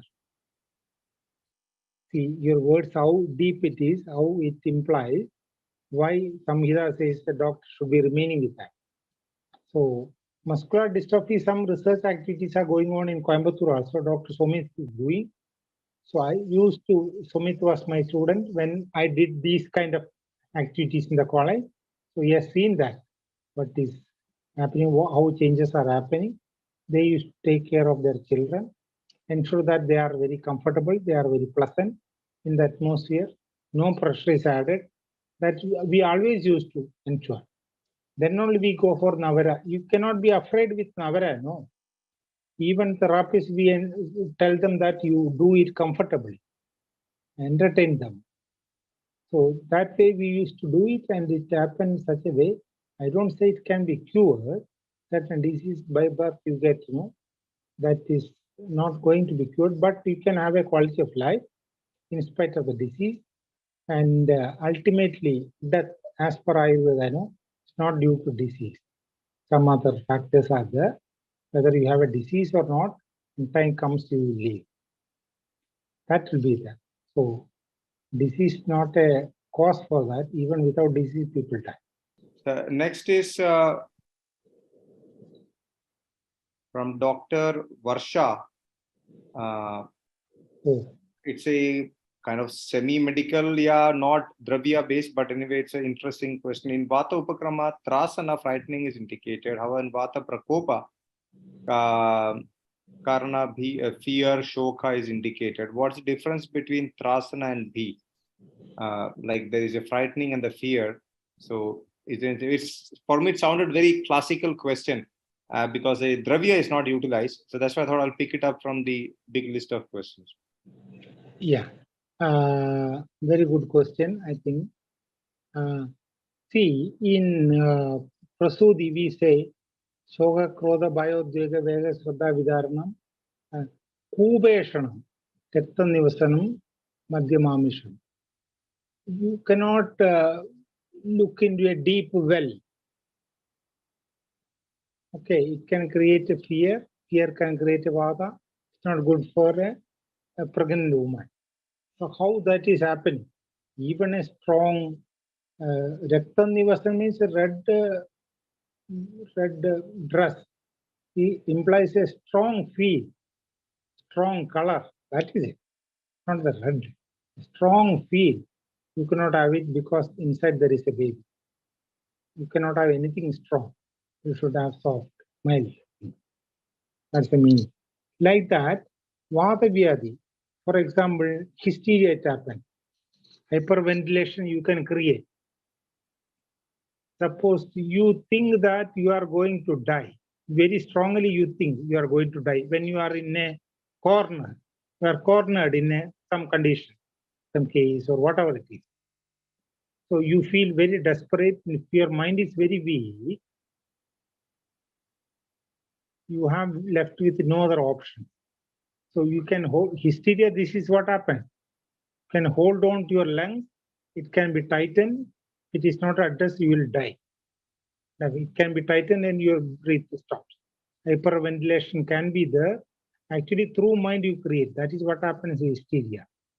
They give sedatives 2-3 days, and first day you won't sleep. Second day you partially sleep. Third day, out of tiredness, you will sleep. While sleeping, you leave the mind. Then the chest is released. Without medicine, you can do it. I have been doing it. You need to talk to them and bring out the mind slowly. It takes 10-15 minutes time. To my students, I have done it. 3-4 students I have done it. I think some of my students are attending this talk. I saw some messages, and they will be understanding it. 3-4 students had this issue. So I in an acute stage also, the mind is strongly involved and you hold on to your chest or lung, then breathing becomes very difficult. Hyperventilation is as if you gasp for normal breath. So you talk to them, you talk about many things in the world. You have a lot of things to talk. 5-10 minutes, they won't listen to you. Nothing will go deep. After 10 minutes and all, naturally they will listen, open the eyes, and look at you, staring at you. Mind will be gradually coming to what you are talking. Some of the words will go deep, and then they listen to what you are telling. And mind goes to the teacher, or rather mind is left from the chest. Then the symptom totally disappears. It has happened, I have done it. So suppose you are doing trasana. Even some Unmada conditions, the scorpion is indicated, or snakes are indicated. You bring snakes and tell them that you will have a snake bite or scorpion bite. That can create a fear and take the mind away from that spot instantly. So for the time being, suppose you have a chest pain, it's not responding to any medicine. Migraine happens. Migraine is a neural headache. The mind is involved. You continuously think about headache. You cannot sleep. If you sleep, a headache will disappear. But you will not sleep. You become more alert, stressful, and you will vomit. Out of tiredness, you have to sleep. Still 1 or 2 days later only it goes. When you understand that, suppose more important something happens here. There is a fire broke out. Your mind goes to the fire, how to escape from here. Then your headache disappears. Unknowingly, mind is taken out of that head, painfully affected area. Doctor can do it. I have done it. When you understand the mind is too much strongly holding on to that, slowly you can take it out, then that part is released.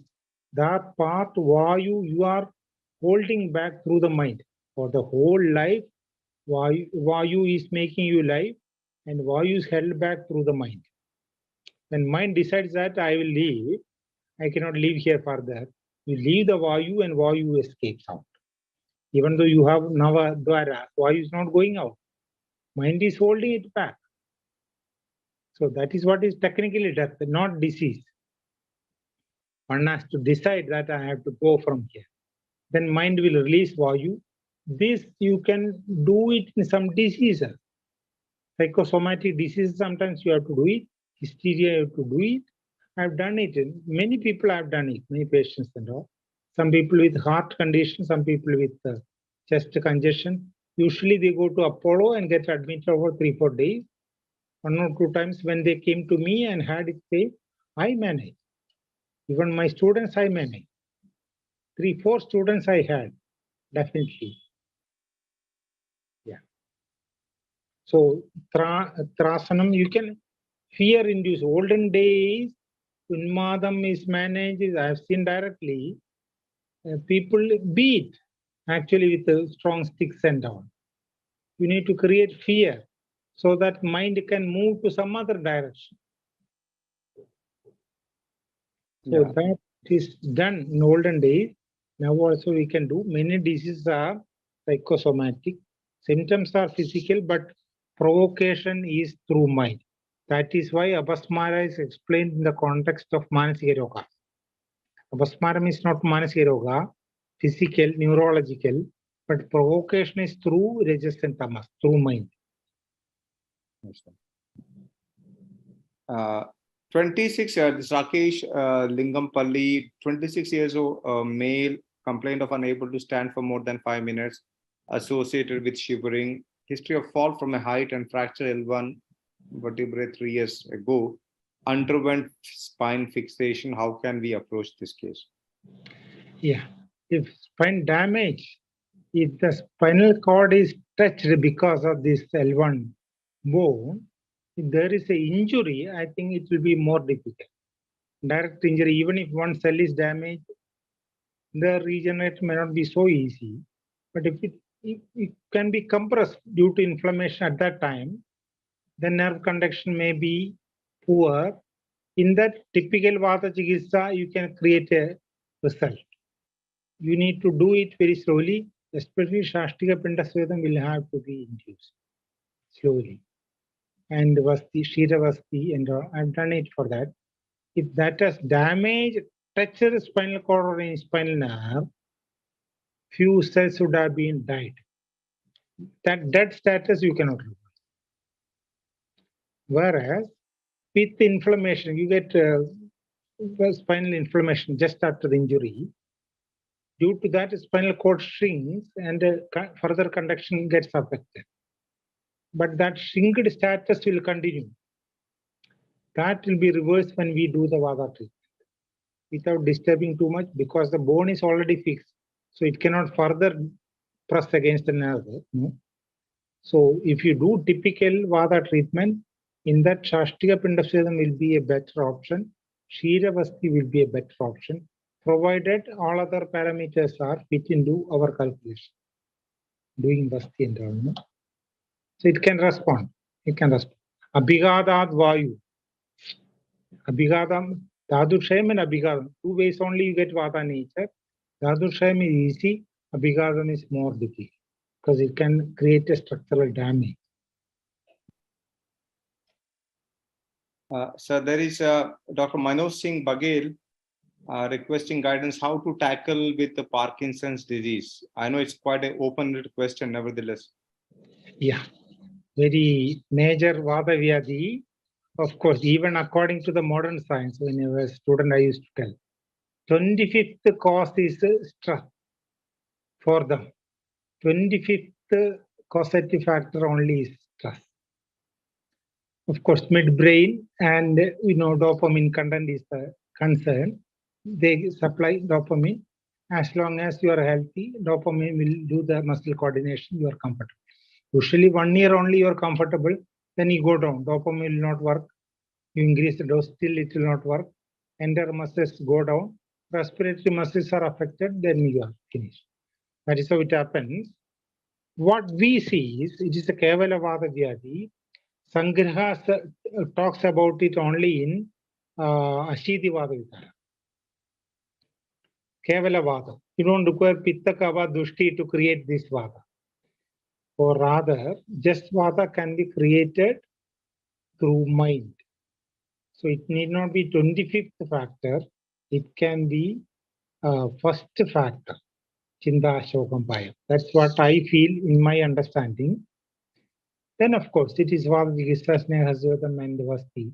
But I always used to give Amrutram Kashayam with minimum Brahmi Ghrutam while treating this Parkinson, along with, of course, Dhanadhanarji or Rashtradi, whatever it is. Sometimes Dhanandra Kashayam with Virakshadi Kashayam. There is too much of heat. We used to give Dhanandra and Virakshadi. But one time I ensured that I give Amrutram Kashayam and Brahmi Ghrutam in a very small dose, 3-4 ml. You don't require 10 ml, 15 ml nowadays, you know. Body, mind, even Agni is coming down to everybody. This is Kaligala. So you require minimum dose, enough. That is working wonder. If ghee is induced and then do typical Vata treatment, I think many people, instead of 5 years, I have patients who have survived for 12 years with along with the dopamine. I don't stop it. If it is first stage, I can stop it. If it is established, then it's very difficult to stop. But along with the dopamine, Syndopa and all, 12 years somebody was moving with not maximum dose, 3 times a day. They can give it 5 times a day, but 3 times a day he was taking, and he survived up to 12 years. Was doing everything what he wanted, and this is the reason. Whenever he comes to us and do these Snehasvedam, Shashtika Pindasvedam, definitely. See, to my understanding, you can say midbrain is the small part, you know, 2 centimeters. Stem, not midbrain, stem. In that midbrain is 2 centimeters, and that is a part of substantia nigra is secreting dopamine. Suppose you are having a nature of getting tension. What do you mean by tension? You are tightening the body through mind. Every part can be tightened. If your brain is comparatively weak, you are using beyond your requirement. Midbrain can be, entire brain can be tightened. Then when you leave it, it will be released. To do it for 1 or 2 years, it may not be released for some time. It may not be fully released, partially. Then whatever secretion comes there from the midbrain, it can be coming down. What is the solution? Giving dopamine or even Kabikachu, you think it will be addressed? One of the famous neurologists using Kabikachu, taken from Ayurveda. You think it will be addressed? No. You need to support the whole body. You need to support the whole mind. Then brain as a whole has to be improved. Mind should not hold on to it. Mind should not be in a tense atmosphere. Nature of anxiety, tension, agitation, all. It has a pressure on the brain again. So that also is addressed. Then Snehasvedam, this Shashtika Pindasvedam is more effective in that. And I used to definitely do Matravasti and Shirabala. So it is addressed. Shirabala 101 I used to give. Even for the head, Shirabala Avarti is used to be applied. So main part is that Amarotram Brahmi Ghrutam I used to give, along with the rest of the medicine. One time I ensure that something is given like this. Then he responds well, gets pacified, even treatment it takes in a positive way. Symptoms are reducing. I have some people from Trichy and all, somebody is taking regular treatment, 8-9 years over. Minimum that Syndopa medicine is continued, but every year he takes it. And the moment he comes here, 10 days he stays, he is comfortable. He is walking, everything improves. That confidence also, Bishak Vasyaha. I used to tell these things to the patient also, just like what I say, how you got the disease. I talk to them, then they understand, and they feel that, oh, I understood their body, mind, everything. That makes a big confidence to them. Because Ayurveda language is, I say, it's not technical, it's very ordinary. Very ordinary, very colloquial. You can convey to anybody. Any level you can convey. This is what is happening. Ushnam, Ruksham, and all are very ordinary terms. So people can easily understand. Not very technical. So once you tell the people with major disease, they feel more confident with you, as if you have understood his body. body and mind. That is important in this Parkinson. So we are doing it. Possible. It's a Vatavyadhi as per Sangraha. See, Rasayana Chikitsa is mentioned. Thailand Chitra Vatavyadhi and all. Krishna things, but in Thailand. Earlier I used to give Chitraga Churnam in Shirapala 101 so that it can open up and reach wherever there is there. But of late I got a different understanding and it is working very well also. And it's according to the theory. So it's working very well. Still I give Amrotram Kashayam and all, Krishna things, but with the ghee and all. Yeah. Fine. So this is one of the most amazing combination we could ever imagine that has come to our attention. Amrutam Kashayam and Brahmi Gridam. I mean, we have never heard. Which also, of course, we do acknowledge our knowledge is definitely limited. Amrutam Kashayam, Brahmi Gridam. I think nobody has ever heard it, and that's a new pathway for us to explore. I would say we are so grateful for towards Dr. Rajagopalan sir, who brought to our knowledge Bhashyaratnavali's Narasimha Churnam, which has such a beautiful comment. Sir would always say, and I think because of him, many pharmacies started at least making it. At least Kerala Ayurveda Samajam and many others started making it. So again, Chitraka being such a Sudustaram Vadarogan like situation. I mean, it's a great revelation for us to be conveyed Chitraka Churna with Kshirabala. It's such a beautiful combination to say, and that's not so commonly done also, typically. But I think when we're dealing with impossible diseases or notorious diseases, we need these kind of exceptional applications. So, sir, it's already 2:17. I mean, I don't remember a webinar that went. And one doctor sir from Goa, if I may show the message as a proof to you, if you want to believe me, she's Dr. Bishnu Priya Mohanty from Goa. So she, for everyone as a proof, she says, doctor, please invite him repeatedly for Ayurveda Swachh Bharat mission. I never knew Ayurveda had a Swachh Bharat mission, but this is what she says. So, sir, I don't have to say any further what the popularity is happening, and 186 doctors still very enthusiastic, and still the questions that are along this, sir. I think in all fairness to your time, sir, I don't want your family to be mad at me about holding you back for so long.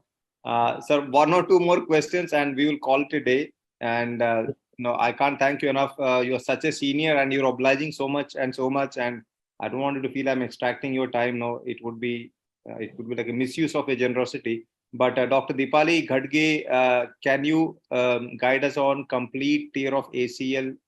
Is it repaired with medicine? Dr. Deepali Ghadge. Yeah, definitely. Knee injury, meniscal tear or ACL tear used to be. They cannot move at all. Direct injury, no. Even some famous film stars I managed. After stunt and all, some leading stars I managed. So that is like in Abhigada or a Marma Abhigada. Marma Abhigada, what you need to do is Vata Pitta treatment. Directly in cricket you can have, stunt you can have, jumping you can have, twisting you can, sudden twisting you can have, provided you have a Vata atmosphere in the body. And simple twisting you can have a ACL tear. So what we do is basically the Shmula Kshiradhara is the treatment, basically, and upping, of course. Rest of things fall under the same description. General atmosphere, you see whether there is Kasa, Shwasa, Gulma, or anything. That also needs to be addressed. His basic health needs to be supported, but upping has to be done. The Shamula Dhara at least for 7 days for the knee under complete rest. I think it can be completely cured. Meniscal tear, ACL tear, it can become. The Shmula Kshiradhara, not the Shmula Dhara. The Shmula Kshiradhara means you are doing a Vata Rekta treatment or Vata Pitta, you are at least. So it can be completely cured. I've done it for many people. Acute condition where they cannot move at all, maybe bedridden. Even just for bathroom, 2 people have to live. 2-3 days they need support. 4th day onwards, they can go to the bathroom and come back. Still, I say you remain in the bed for some time. I won't ask them to walk. After 7-8 days, I'd say you walk for 5-10 minutes with the support. Like that only start. But 10-12 days time, they come back to the normal level usually. So that is possible. Yes, sir. Like Marma Abhigadam, you need to understand that. Why do you should not heat further? Milk is santanam, milk can regenerate. That is the reason. Vatavyadhi haram. That means pitta is calculated, injury, rekta, pitta is calculated. No further heat. You understand, Murivanna, which is used for injury, is from coconut oil. The heat is calculated very well. Ushna should not be done. Or rather, Belatailena Sinjir, acute fracture, Tristana says, Bhangam. Belatailena Sinjir. Belatailem is the another thailem where I told you, 4 times milk is added. So you are taking Dhanvantar Thailam, you say Yoni Roga Shayaba. Yoni Rogas, you need to calculate the role of Rekta. Vatavyadhi, but Rekta you need to calculate means Ushna, you need to be careful. That's the meaning of it. So injury also you need to be careful about heating further. Generally people do this manyakiri, in Kerala people say turmeric powder and white of egg, sandana, egg white, mixed with that you give this sedana, limited sedana, ingredient to ensure that it's not heating. Yellow is not used, white is used. Yellow is heating. That is the reason. Whatever you are doing, you are not heating further. Process may be heating, ingredients may not be heating. So Ushna is not left there, Rekta, Pitta, Dhatu is addressed. Then milk is regenerating. So tear, you go through any report of MRI, knee and all, tear doesn't mean that it is torn into 2 pieces. No, never. It's just like the elastic being stretched too much and left back. It is there. It is joint condition. This is what they say tear. So if you strengthen through milk, of course, Shirabella, Dhanvantaram Nutram, 101 is fine for that. Based on the overall atmosphere, we can heal longer term. But Kshiram is Sandhanam, it is regenerate. It helps to rejoin. Or rather, Shleshmalam, it helps to grow the kapha, which is the basic tissue of body. That's what is happening. ACL tear is possible. You say that he needs to be on the bed for 1 week, minimum movement. Even if pain is not there, need not move, need not strain. They also say that even if surgery is done 1 week, you need to be on the bed. yes, sir. Yeah. This is a question from Dr. Aditya Shivahare. He is typically from modern medicine, hematologist, but a great enthusiast of Ayurveda and a great experimenter in Ayurveda and Siddha. Takes huge risks his own body, and I've been baffled by his commitment and courage. Extremely bravado person, but like a seeker of truth in our science and Siddha. So his request is your opinion on adding swarna in oil or ghee after Sukshmikaran. That is what he meant. Okay. Yeah. Swarna is directly used internally also, Swarna Vastam, Pandavastam, because it is costly, people are not able to use it. Swarna Vastam can be better used internally. And Saraswarishtam with the gold we are using. See, anything you want to induce into the body, best way is that you just put it in water and drink the water. Because body is water. Basically, Prithvi is the stuff. When water is added, then only body comes. That's why we say Ambu Yoni. Ganapati Bhagavanu Abja Yoni. Water is the origin. Even in science, water is the origin. We also say water is the origin of life. So aqueous media is the body. So you want to induce anything, you put it in aqueous extract and give it, body will easily take it. Saraswashtam, your gold plate you are putting in water, and with that water, Swarna Marshika Basma also can be used. You see, Swarna Muktadi Gulgia can be given not for fever alone, even Vatavyadhi we used to give. Swarna Muktadi is a replacement of Swarna, less costly. So Swarna can be best. So two things are best according to Ayurveda. One is cow's ghee, second is gold. Because all these things contain Prithvi, Jala and Agni. Jala and Agni together is not possible. It's like warm water, no? Water is cold generally, but warm water, you see the heat and cold together remains. So Jala and Agni together is rare. If it is body, it is remaining. Body temperature is 37.6, you say, there is a heat, but you don't feel hot normally. Healthy body is cool. So that's why we say the normal status of the body is Snigdha Shida in Agneya atmosphere. This is the health. From the dosha perspective, you say Snigdha Shida in Agneya atmosphere is the health. Anything which can support these three will be the best. That's why Swarnam is gold is the best thing, goes to the root and strengthen.